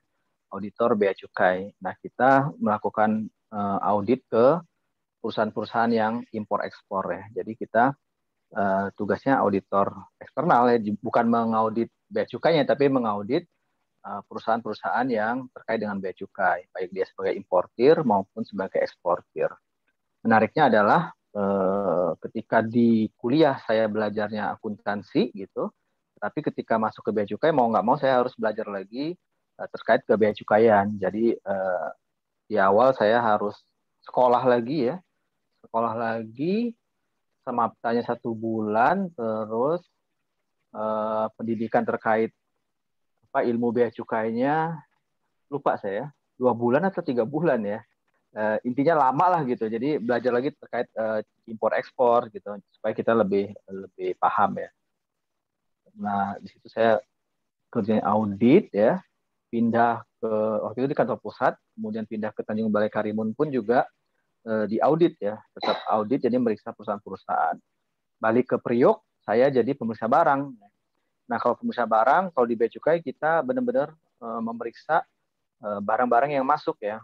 Jadi kalau teman-teman lihat ada kontainer, Kalau dari luar nggak kelihatan isinya, nah kalau kita sebagai pemirsa barang harus bisa memastikan bahwa barang yang di dalam itu sama dengan yang dilaporkan oleh, yang diberitahukan oleh si importir. Menarik lah kalau jadi pemeriksa kita bisa tahu, kadang perusahaan yang lapor barangnya A, isinya B, nah itu harus kita tuangkan ya. Kita laporkan kepada di formnya lah nanti akan dinilai oleh pimpinan. Itu pemirsa barang setahun di situ cukup karena cukup menguras fisik ya, karena kita harus mengecek di lapangan, buka kontainer, bukan kita yang buka sih, ada buruh atau pengurus barang yang membuka kontainer, kita tinggal ngecek aja nyocokin sesuai atau enggak. Setelah itu saya balik lagi ke auditor ya, karena memang jiwanya akuntansi, jadi pengennya ngaudit aja. Jadi balik lagi ke audit, periksa perusahaan lagi, kemudian baru saya promosi ke pasar baru yang tadi itu khusus terkait barang-barang kiriman dari luar negeri. Sama lah menariknya, karena ini bidang yang baru, tapi pengalaman yang paling menarik saya kalau di pasar baru itu adalah proses menangkap orang yang mengirim sabu-sabu lah gitu ya. Jadi yang paling kita khawatirkan kalau di Bea Cukai tentu kalau ada masuk barang yang terkait narkotika dan obat-obatan terlarang ya, narkoba gitu. Nah, jadi kalau misalnya barang kiriman, kalau saya waktu itu banyaklah modusnya ya, ada yang dimasukkan di sela-sela buku-buku gitu ya, diselipkan di dalam tas gitu. Walaupun itu barang kiriman ya, jadi dia masukkan lewat barang kiriman. Nah, menariknya adalah yaitu kita jadi tahu bagaimana sistem kerja teman-teman polisi maupun BNN ya. Jadi kita kerjasama, ya. Bagaimana kita pura-pura jadi orang pos gitu ya, jadi petugas pos. Kita ke alamatnya, benar nggak Bapak ini barangnya sudah datang gitu. Nanti ketika dia keluar orang yang sebenarnya, baru kita tangkap gitu. Nah, tidak berhenti di situ. Kita harus bisa mencari siapa yang di atasnya. Biasanya sih nama yang tersebut itu paling hanya ya orang paling bawah lah gitu. Mungkin juga dia juga nggak tahu isi barangnya apa. Nah, menarik itu kita mengejar sampai ke atas ya. Bagaimana kita mempersiapkan orang itu untuk menjadi kurir atau mata-mata kita lah sampai ketemu siapa gembong. Tapi kalau saya secara jiwa memang nggak cocok kayaknya. Soalnya kalau pas saya lihat orang itu ketangkep terus dipaksa diwawancara di BAW gitu oleh bagian yang terkait menggunakan sedikit fisik lah gitu ya, ngomongnya mungkin pelan tapi ada alatnya gitu ya, agak dipukul gitu ya, udah nggak kuat lah kalau saya sih kalau itu. Tapi di Bea Cukai ada bagian yang khusus seperti itu ya, memang surveillance gitu, menyamar gitu ya, yang rambutnya panjang, sama lah seperti intel-intel di kepolisian ya, di Bea Cukai juga ada ya. Kalau yang jiwanya ke situ senang biasanya, tapi kalau saya mungkin nggak terlalu cocok ya. Jadi itu mereka pura-pura menyamar ke malam atau menyisir sampai ke pelabuhan-pelabuhan perbatasan gitu di ujung-ujung Indonesia gitu, itu memang kerjanya ya. Apalagi kalau yang dapat bagiannya di kapal ya, jadi kapal patroli ngejar penyelundup sampai ke perbatasan gitu ya, sampai ke dekat-dekat negara Malaysia, Singapura gitu. Itu kalau di Bea Cukai menariknya itu sih biasanya. Kalau yang lain sih sama lah ya. Cuma memang kita sekarang karena keamanan negara itu bukan hanya terkait narkoba ya, ada cyber tadi yang di Mas Aidil, kita pun juga kerjasama ya, termasuk dengan teman-teman di Badan Cyber Nasional ya atau gitu terkait BSSN. BSSN terkait kejahatan internasional ya, baik money laundering maupun narkoba ya. Kemudian juga hacker-hacker yang seperti itulah, itu juga menjadi awareness kita semua. Kemudian dari Pasar Baru saya ke Palembang ya. Palembang justru saya ngurusin pegawai ya, jadi ngurusin pegawai, ngurusin anak-anak muda gitu ya. Kalau sekarang kita memang baby boomersnya sedikit gitu ya, yang banyak justru teman-teman yang milenial ya. Kalau kami kan katanya udah kolonial. Justru yang banyak itu yang sekarang yang teman-teman milenial yang penuh kreativitas ya. Banyaklah hal-hal positif, termasuk juga ada yang mungkin dianggap negatif ya, tapi kan itu tergantung pimpinan atau senior. Nanti kalau teman-teman sudah bekerja dimanapun, tentu hubungan dengan senior itu jangan sampai dilupakan, itu penting karena nanti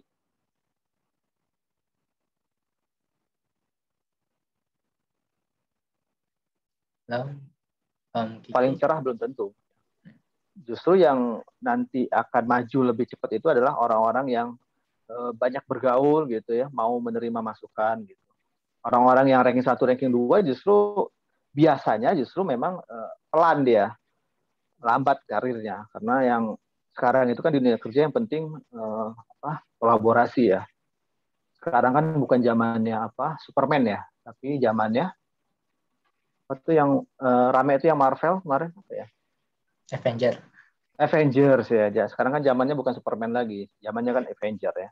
Ada yang ahli di A, di B, di C, nah itu harus bisa bergabung, bekerja sama. Justru orang-orang yang bisa seperti itulah yang akan maju sekarang ya, bukan orang-orang yang punya keahlian tersendiri, gitu, tapi nggak bisa bekerja sama. Kemudian dari situ saya ke Aceh juga sama ngurusin kepegawaian ya, pegawaian, baru balik sekarang ke Priok itu saya memeriksa dokumen impor ya, dokumen impor. Kalau tadinya saya meriksa barang, saya laporkan ke jabatan yang di atas saya. Nah, sekarang saya menjadi yang pejabat yang di atas itu ya, mengecek kerjaan yang teman-teman pemirsa barang. Mungkin itu, tapi yang paling penting adalah nanti dimanapun teman-teman ditempatkan ya, karena kami ya sebagai ASN dan mudah-mudahan teman-teman nanti lulus kedinasan kemudian juga jadi ASN seperti saya saat ini. Tentu yang paling dikuatkan adalah selain kerjasama tadi adalah integritas yang tidak bisa dianggap remeh. Jadi teman-teman sudah harus berlatih dari sekarang. Sekolah kedinasan tuh relatif ketat ya. Saya nggak tahu sih kalau di kampus lain ya. Tapi saya pernah di S1 itu masih ada lah yang berani ketika ujian ada yang nanya-nanya gitu ya saat ujian ya. Tapi kalau di STAN zaman saya itu kalau ketahuan nanya atau nyontek gitu, ada contekan, selesai udah pas video kalau zaman saya. Bahkan di beberapa tahun lalu di STAN itu ada satu kelas video sama dosennya ya, satu kelas, sehingga muncul ada petisi atau apalah, akhirnya diperbaiki sepertinya gitu. Tapi intinya adalah integritas harus dijaga mulai dari kita kuliah, karena nanti di pekerjaan itu tidak bisa ditawar ya. Gagal di integritas, selesai sudah karir ASN-nya gitu ya. Paling itu ya, karena terutama kalau bea cukai apapun lah ya di Kementerian Keuangan, kita terkait dengan orang-orang yang bergerak di bidang ekonomi ya, baik pengusaha maupun importir eksportir lah termasuk. Tentu banyak godaannya di situ ya, apalagi terkait uang segala macam. Nah itu yang harus kita kuatkan ya. Makanya tadi saya sampaikan, tadi Mbak Fani juga menyampaikan ekskul keagamaan itu bukan pilihan ya, itu kewajiban gitu ya, baru nanti tambah yang lain, karena memang harus dikuatkan dari awal, jangan sampai nanti tergelincirnya ketika kerja ya. Banyak kejadian yang baru lulus gitu, baru setahun 2 tahun kerja, kemudian tersandung masalah integritas, bukan hanya masalah uang, masalah absen pun juga kena gitu ya, karena terlalu kreatifnya gitu ya. Jadi absennya itu kalau dulu kita sebelum zaman sekarang ya, sebelum pandemi kita kan masih pakai biometrik ya, ada yang pakai sidik jari, ada yang pakai retina mata gitu ya. Nah itu ada aja yang bisa ngakalin gitu ya, pakai sidik jarinya dikasih silikon, jadi silikonnya nanti nempel di alat gitu. Tapi kalau ketahuan ya selesai, karena waktu itu masih CPNS ya langsung keluar, nggak jadi PNS. Jadi itu lebih sakit ya, maksudnya lebih sakit tuh kalau kuliah kan ya mungkin masih tengah-tengah lah, masih bisa kuliah lagi ya. Tapi kalau udah lulus, kita harus nyari kuliah baru lagi ya. Agak susah agak susah kalau kita langsung sudah kuliah, sudah selesai, terus pindah ke tempat lain, belum tentu. Apalagi dengan catatan gagalnya atau dikeluarkannya gara-gara integritas. Ya. Apalagi kalau terkait uang ya, itu lebih parah lagi lah ya. Menerima uang dari importir, dari eksportir, dari pengusaha, itu udah selesai karirnya ya. Mungkin teman-teman sering akan pernah dengar lah beritanya juga di banyak media seperti itu. Jadi kalau pengalaman itu dimanapun kita kerja pasti banyak pengalaman baru ya. Poinnya adalah itu tergantung kita ya, tergantung kita menilai tempat kerja kita ya. Kalau kita mau berbuat apa yang baru, yang baik itu pasti kita akan semangat. Tapi kalau teman-teman kerja terus kemudian cuma datang gitu absen, kemudian pulang gitu udah nggak ada gairah ya, berarti harus mencari semangat baru nanti kalau teman-teman sudah bekerja ya. Paling itu kalau pengalaman kerja singkat aja Mas Isan. Kembali ke Mas Isan. Baik, terima kasih Om Kiki. Jadi untuk kurang lebih sejauhnya gitu ya, kalau misalnya kalian yang pengen masuk stan terus ya kerja gitu jadi PNS itu seperti itu ya. Jadi lebih agak ketat. Yang utama itu integritas, profesionalisme, dan kejujuran ya. Karena kalau udah kalian udah jadi PNS, udah jadi ASN itu cobanya banyak, ujiannya juga banyak. Bukan cuma kayak masalah anti radikalisme doang, bukan segala macam, tapi kayak kasus suap menyuap itu juga banyak gitu. Kayak di Becukai juga kayak kasus suapnya itu juga apa ya, termasuknya gede juga gitu. Karena kan kayak importer atau apa, penunjukan barang itu juga masuknya godanya paling tinggi gitu. Apalagi kalau sekarang kayak pemeriksa dokumen ya, masuknya di PVD itu yang mutus-mutusin dokumen, kadang situ juga cobanya banyak. Nah itu kayak jadi nggak cuma di Bea Cukai dan Kementerian Keuangan, di setiap instansi sekarang juga apa ya lebih diutamakan integritas gitu. Kayak sekarang juga untuk zaman SKD CPNS tahun ini juga banyak kecurangan ya, banyak kayak kejanggalan lah. Infonya kan isinya lebih banyak, makanya pengumuman SKD diundur-undur itu karena ya balik lagi kita tinggal jujur atau apa enggaknya gitu. Tapi untuk kayak itu juga masuknya juga ke takdir juga gitu. Kayak kalian emang kalau udah takdirnya lolos apa kedinasan atau lolos PNS ya bakal lolos kedinasan atau PNS. Kalau emang udah nggak takdirnya ya bagaimana, dipaksa pun juga akan susah gitu. Contohnya kayak Kak Aidil, kakak sama Kak Aidil tuh satu angkatan sih, satu sekolah. Itu nggak Kak Aidil. Ya. Ya, betul. Ya, kakak sama Kak Aidil tuh satu angkatan, satu sekolah, sama satu kelas ya selama 2 tahun berturut-turut di kelas 11 sama kelas 12 tuh satu angkatan, satu kelas juga. Sama kita juga sama-sama satu organisasi gitu. Sering barengan gitu. Cuma ya takdirnya berbeda gitu. Kayak Kak Aidil masuk STSN, padahal dulu Kak Aidil ini terkenalnya kayak apa ya, pendiam, dia kayak nggak minat kedinasan. Dulu yang banyak keminatan saya itu malah ada orang lain gitu, malah di angkatan kakak itu di kelasnya kakak bahkan kada kaget bahwa Kak Aidil bisa lolos STSN. Dulu namanya masih STSN ya, belum praktek SSN. Dulu kaget bisa lolos STSN, padahal dulu kayak nggak terlalu minat kedinasan. Malah Kak Aidil masuknya punya ke lolosnya SBM, maksudnya PTN gitu. Cuma pas tahu Kak Aidil lolos STSN itu pada heboh gitu. Sedangkan kakak sendiri, kakak dulu malah apa ya, yang terkenal dulu aku pengen masuk stan juga. Kakak dulu juga pejuang stan, pejuang kedinasan. Cuma kakak nggak lolos dulu karena nggak lolos di TBI bahasa Inggris. Jadi kayak tadi, bahasa Inggris itu masuknya penting banget ya. Karena di setiap kedinasan tuh ada bakal ditanyain TOEFL-nya kalau udah mau jadi ASN tuh. Akan tanyain TOEFL dan bahasa Inggris karena bahasa Inggris itu penting. Karena nanti ada, kalau kalian udah masuk ke dinasan, lulus, itu akan ada tawaran untuk beasiswa LPDP. Beasiswa untuk kayak kementerian gitu dari yang lulusan kedinasan itu, dan namanya beasiswa LPDP, beasiswa untuk luar negeri gitu. Kalau kalian bisa mau cari tahu untuk yang pegawai itu ada namanya beasiswa LPDP, itu beasiswa dari negara. Nanti bisa dikirimnya rata-rata sih kalau LPDP itu dikirimnya ke Eropa ya, tapi ada juga yang ke Australia, ada juga yang kayak ke Jepang kayak yang dijelaskan tadi oleh Om Kiki.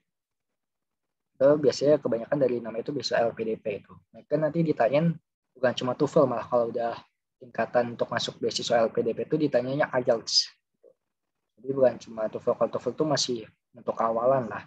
Untuk sebagai buat penilaian dia kira-kira bisa masuk dapat tawaran beasiswa apa enggak gitu. Jadi sebenarnya kalau masuk ke sana itu enggak cuma mencari akademik doang ya. Jadi ada akademik, ada juga yang non akademik gitu. Tadi Om Kiki jelasin, jadi kalau cuma pinter doang atau kayak Superman doang individual agak kurang nanti ke depannya. Emang sih dia cerdas, dia pinter, cuma untuk ke depannya agak kurang karena kita juga harus bersosialisasi juga, berinteraksi kerjasama dengan yang lain gitu. Kayak sekolah kedinasan tadi kayak STSN pun juga mereka kerjasama dengan STIN gitu. kayak suka dapat tukang belajar, kayak setiap kegiatan juga kadang bareng. Terus dosen-dosen dari Poltek SSN sama dari STIN juga suka tukeran gitu, ngajarnya gantian seperti itu. Jadi ada kerjasama ada itu. Buat yang kalian mau masuk ke sini. Jadi ya siapkan, jadi bukan cuma akademik aja, tapi kayak sosial interaksi gitu, harus bisa beradaptasi.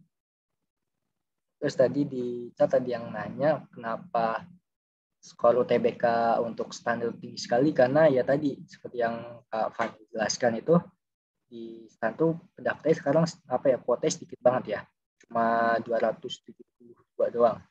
Dan karena sekarang stand paknya TPS itu, jadi pendaftarnya juga berkurang ya, peminatnya cuma 44.000 doang. Biasanya itu dulu tahunnya kakak dulu tahun 2018 itu pendaftarnya nyampe 400.000 lebih, hampir 500.000. Dan dulu waktu tahun 2018 itu stand itu termasuk kuota terbanyak penerimanya, dia nyampe 7.000, terimanya nyampe 7.000 lebih mahasiswa yang lolos. Cuma yang masuk itu ternyata cuma sekitar 6.000-an, 6.000 atau 7.000, masih banyak slot kosong gitu. Karena dulu karena agar termasuknya sulit ya, dulu tahun itu TKP udah mulai dipersulit sih. Dulu juga masih ada TPA TBI, TB-nya itu termasuknya sulit dulu. Soalnya TBI stand itu dulu modelnya kayak model TOEFL. Di tahun 2019 juga stand masuk tahun terbanyak ya, terbanyak, tapi kuotanya dikurangin cuma 3.000 doang dulu tahun 2019. Dan tahun 2019 itu mulai SKD itu dipersulit ya. Jadi ada TWK, ada TWK di UTKP ini tuh ya mulai dipersulit, kayak TKP-nya udah lebih kayak integritas, lebih kayak sekarang lah, anti radikalisme segala macam. Jadi nggak boleh kayak cuma yang kelihatannya baik doang, tapi harus yang benar-benar benar-benar ngikutin undang-undang gitu. Kalau semenjak tahun 2020, tahun 2021 kan TWK-nya mirip kayak TKP ya, udah lebih sulit lagi gitu. Bukan cuma hafalan. Kalau tahun dulu itu masih TWK-nya masih ada hafalan, cuma TKP yang sulit. Kalau sekarang TWK sama TKP semua udah penalaran semua gitu, bukan hafalan lagi gitu. Cuma kadang ada beberapa yang masih hafalan, tapi hafalan itu yang undang-undang yang maksudnya sulit gitu. Jadi ya sekarang itu ya sebenarnya kedinasan tuh tahun depan masih akan buka. Cuma emang banyak sistem yang berubah karena ada pandemi juga, terus karena emang pemerintah itu mau mengurangi pegawai karena emang mau digitalisasi, jadi tes-tesnya agak diperketat gitu. Ya agak dipersulit, seperti harus ada antigen, ada PCR, harus ada vaksin segala macam gitu. Kayak kuliah pun nanti kalau kalian kuliah juga kayak di asrama, kayak Kak Aidil, kayak Kak Fani juga masuk asrama juga agak lebih ketat lagi.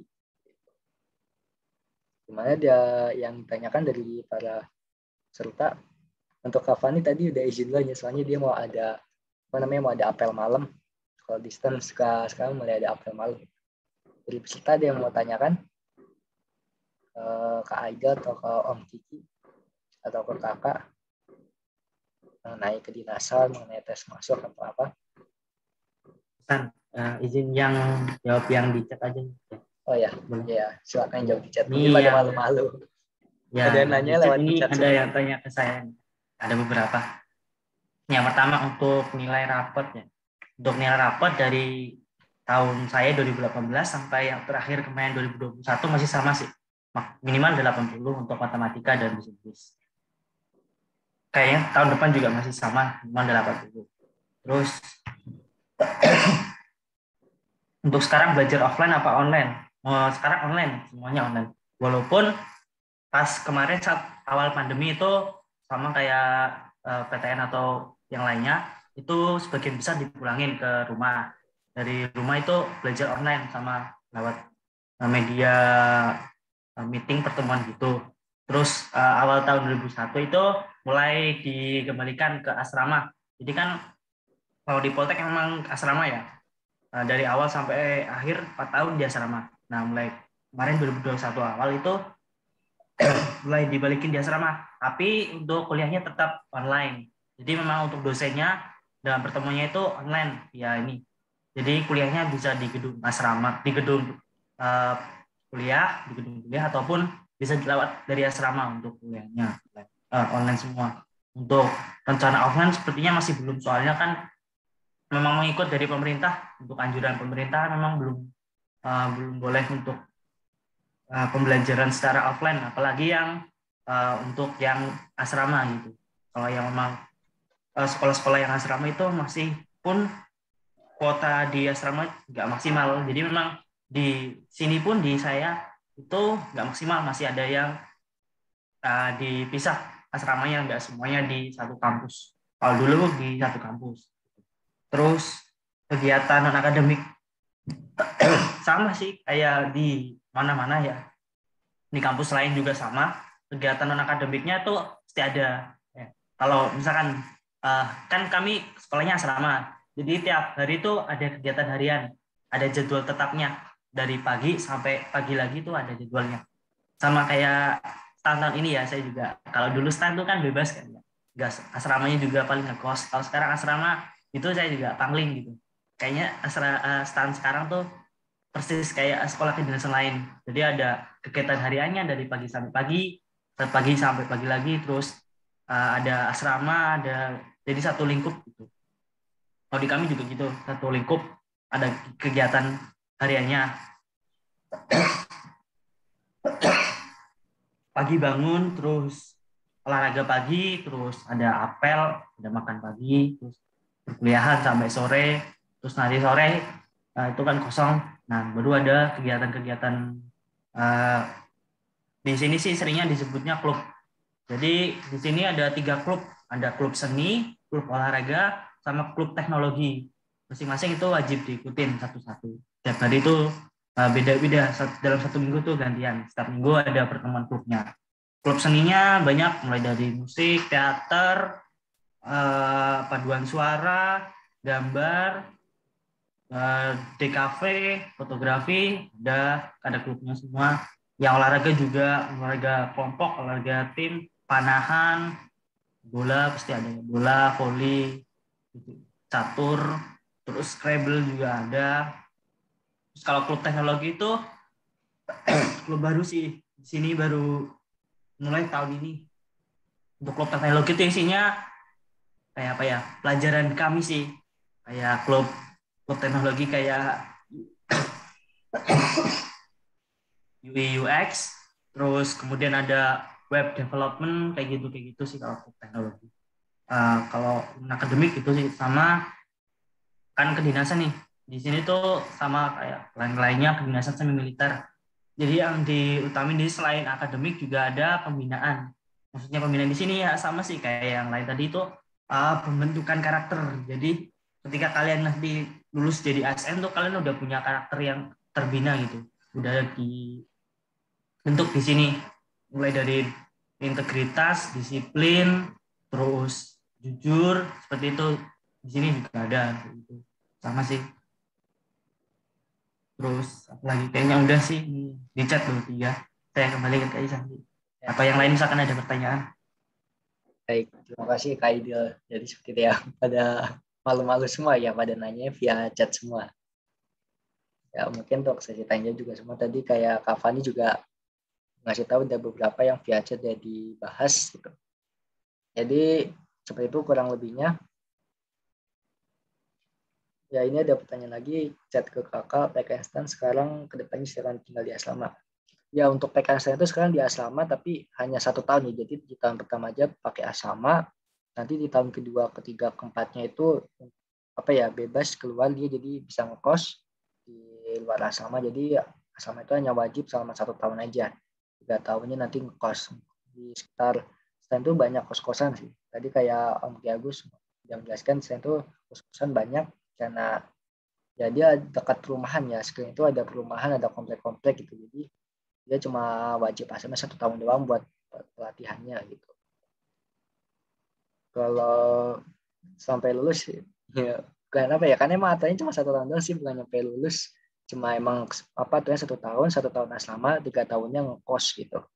Tapi nggak tahu kedepannya nggak gimana ya, dan mungkin ada perubahan aja atau enggak, soalnya ini juga aturan baru ya semenjak tahun 2021, karena tahun 2020 stand nggak buka, jadi tahun 2021 itu stand buka tapi pakai asrama, dan asrama itu wajib selama 1 tahun, cuma 1 tahun doang, jadi 3 tahun selanjutnya itu yang kos biasa gitu. Cuma ya pendidikannya hampir sama, masih sama aja sih, cuma bedanya kalau tahun pertama asrama, tahun selanjutnya nggak asrama gitu. Itu Ada lagi yang tanyakan? Ya, sama-sama itu. Ya, ada lagi dari Kak Aidil, dari Metayani. Tes wawancara itu. Di acara. Saat tes wawancara yang paling itu ditanyakan seperti apa? Oke. Lebih ke ini sih paling kamu daftar sekolah di mana aja, biasanya pasti itu. Soalnya kayak mereka tuh ingin tahu kamu benar-benar ingin masuk sini nggak sih gitu. Kalau misalkan kamu daftar di lain, berarti kan kamu nggak serius nih.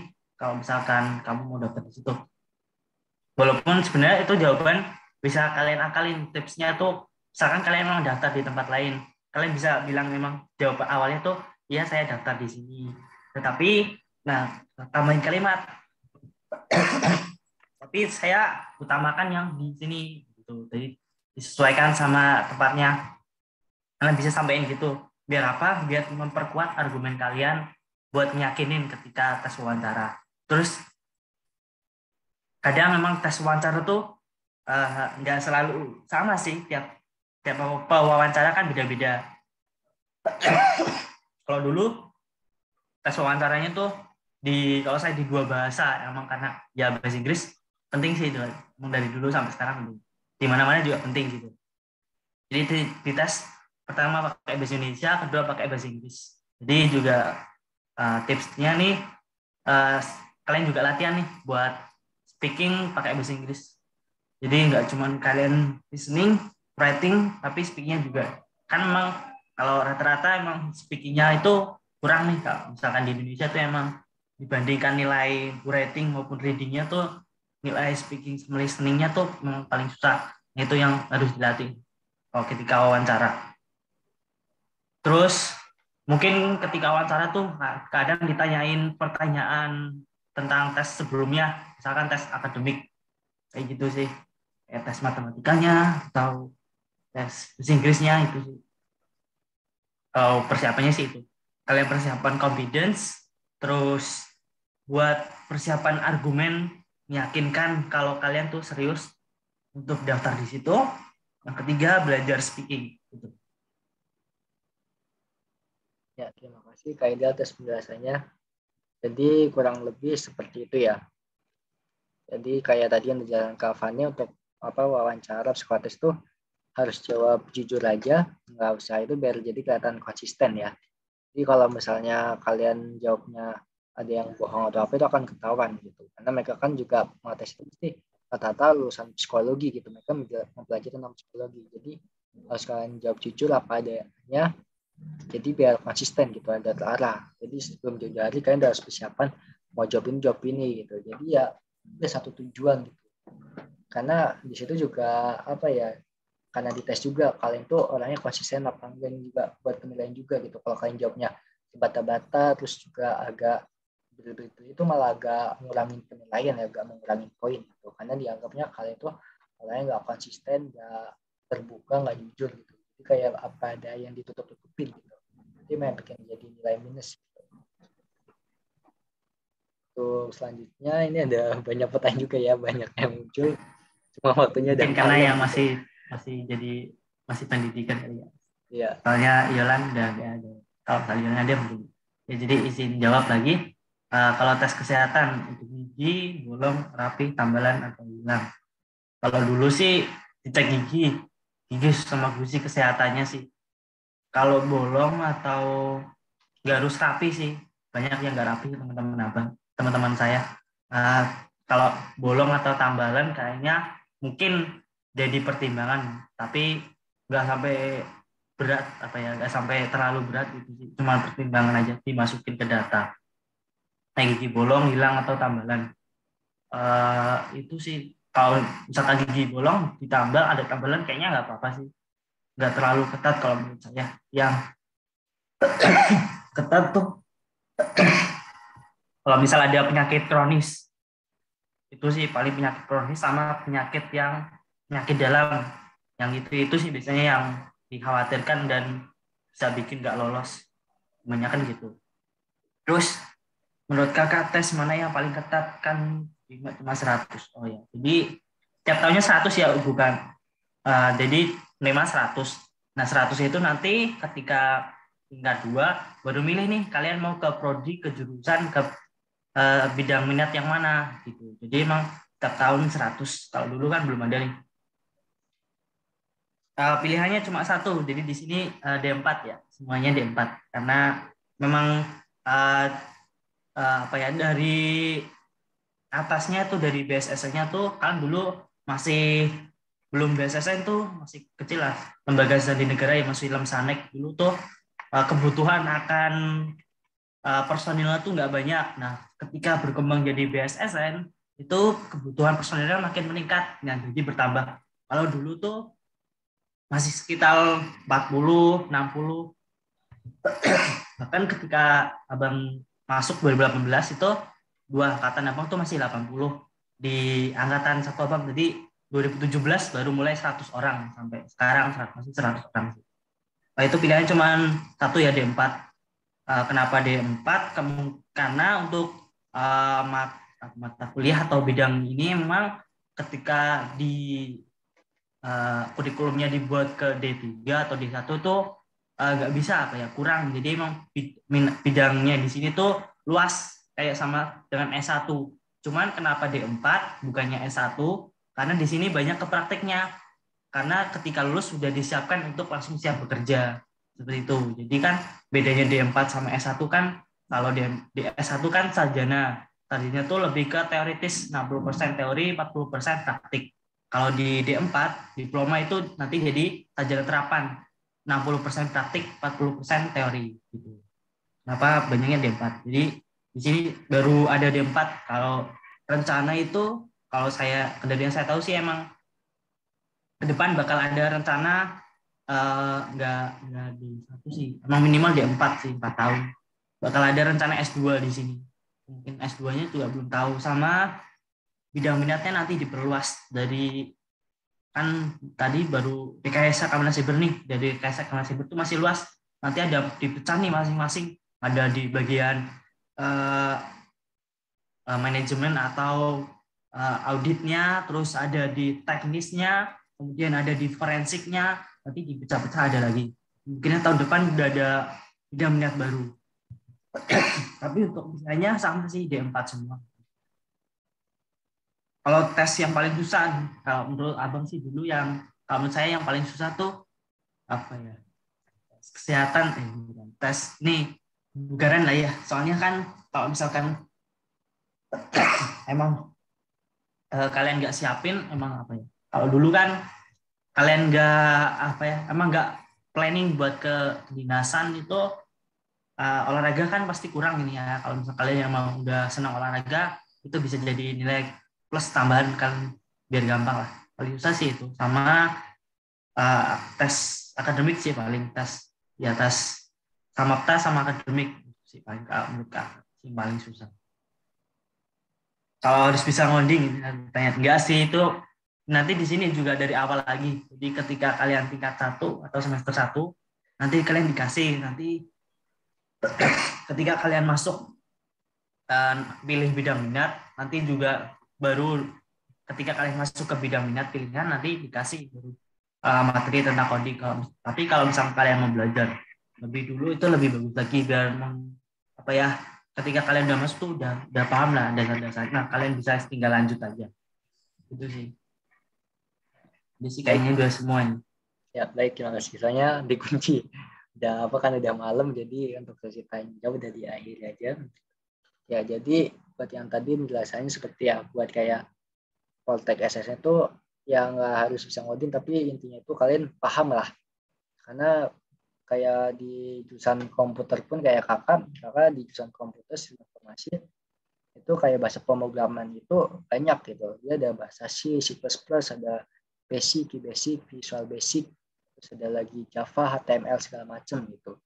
Jadi kalau mau jago ngoding atau apa itu masuk itu ke pelajarannya kayak ke sistem informasi atau ke ilmu komputer gitu. Sedangkan kalau untuk teknik informatika sendiri itu pun dia lebih ke arah hardware ya. Dia membagi program juga tapi lebih ke arah hardware. Sedangkan kalau sistem informasi itu lebih ke arah software ya. Lebih ke arah software gitu. kalau untuk ilmu komputer itu belajar umum tentang ilmu komputer dasar gitu. Seperti itu. Jadi ya kayak Poltek SSN itu dia lebih ke arah keamanan data ya, cyber, terus kayak tingkat keamanan ke sandi-sandi persandian lah. Jadi nggak terlalu harus jago coding, nanti bisa jago mempertahankan data gitu.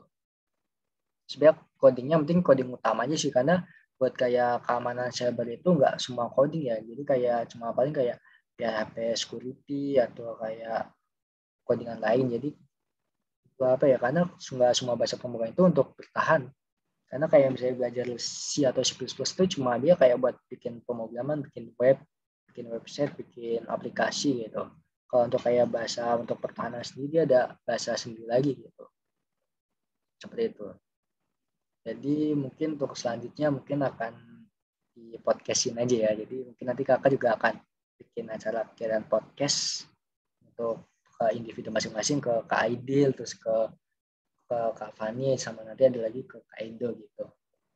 Dan untuk Om Ki Agus mungkin ada pegawai, jadi konteksnya udah beda ya, paling dah ini. Tapi mungkin kalau misalnya mau lebih tahu tentang bea cukai atau apa, mungkin kakak juga nanti akan bikin podcast sama Om Ki Agus. Cuma waktunya mungkin kalau Om Kiki itu udah agak susah ya, karena udah pegawai dia, kerjanya udah mutusin dokumen terus, udah di PFPD gitu.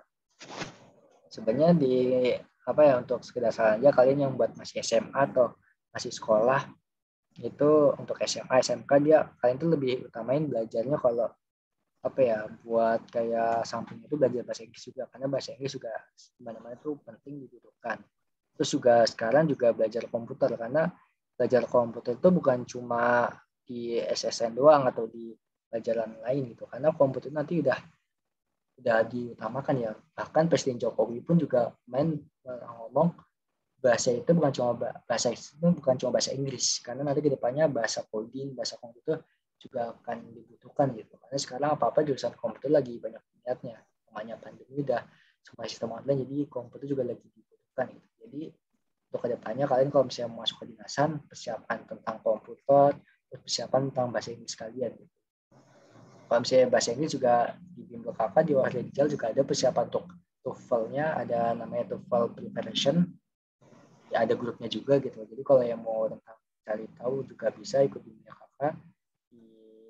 Jadi kakak itu bimbel Wahid Rijal bukan cuma apa untuk persiapan kedinasan, jadi SKD CPNS, SKD kedinasan, terus ada TPA TBI-nya juga, ada fisika, ada matematika gitu. Jadi untuk TBI pun bukan cuma bahasa Inggris untuk kedinasan kayak Akpol, Akmil, STAN gitu, tapi ada juga untuk TOEFL preparation-nya gitu. Karena kedepannya kan TOEFL juga penting, terus juga di tempat kakak itu juga ada untuk diskusi masalah kayak IT dan pemrograman gitu. Karena kedepannya kita juga membutuhkan IT dan pemrograman gitu.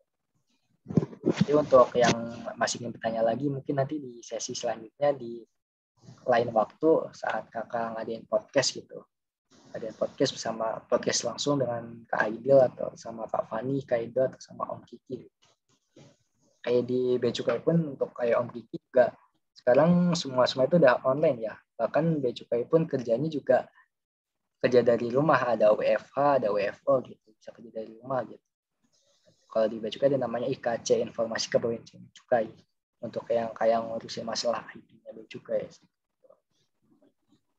Untuk sampai sini udah jelas, udah malam, jadi sesi tanya jawab akan tutup. Untuk siaran ulang bisa dilihat di channel YouTube-nya Wahid Digital, ada linknya, namanya channel YouTube-nya kakak sih, namanya Muhammad Sanudin, bisa dilihat untuk yang siaran ulang. Jadi kalau misalnya dia ingin lebih tanyakan lagi, bisa ditanyakan di kolom komentarnya. Untuk info lebih lanjut bisa tanyakan kolom komentar, nanti kakak jawab satu-satu gitu. Untuk yang mau masuk grup belajarnya juga bisa DM Wahid Digital, atau kalau mau ikut grup bimbel premiumnya bisa juga dia main ke digital gitu. Apa ya, biayanya budgetnya termasuk yang murah kok di antara bimbel yang lain, murah tapi bukan tahan. Buktinya contohnya Kak Fani tadi itu, Kak Fani Yotam atau Kak Fani Yolantama itu dia termasuk alumni dari bimbel Wahid Digital dia. Dari bimbel digital, jadi makanya contohnya dia ya, yang salah satu siswa dari bimbel yang lolos ke dinasan instan. Terima kasih semuanya yang telah mengikuti kegiatan hari ini. Semoga apa yang tadi disampaikan oleh Om Kiki Terus Kak Aidil dan Kak Fani semua bisa diterima ya. Ini hari ini kita bahas lebih lanjut tentang Kementerian Keuangan, Bea Cukai, terus SSN, dan STAN. Untuk lebih jauhnya nanti mungkin di lain waktu Kakak adakan lagi. Jangan lupa follow IG dan subscribe channel YT-nya. Terima kasih Kakak Ahri. Wassalamualaikum warahmatullahi wabarakatuh. Waalaikumsalam warahmatullahi wabarakatuh. Terima kasih semuanya. Terima kasih semuanya. Terima kasih Mas Ihsan. Izin live ya. Ya, mari Om Kiki. Makasih Izin live juga Kak Edi. ya.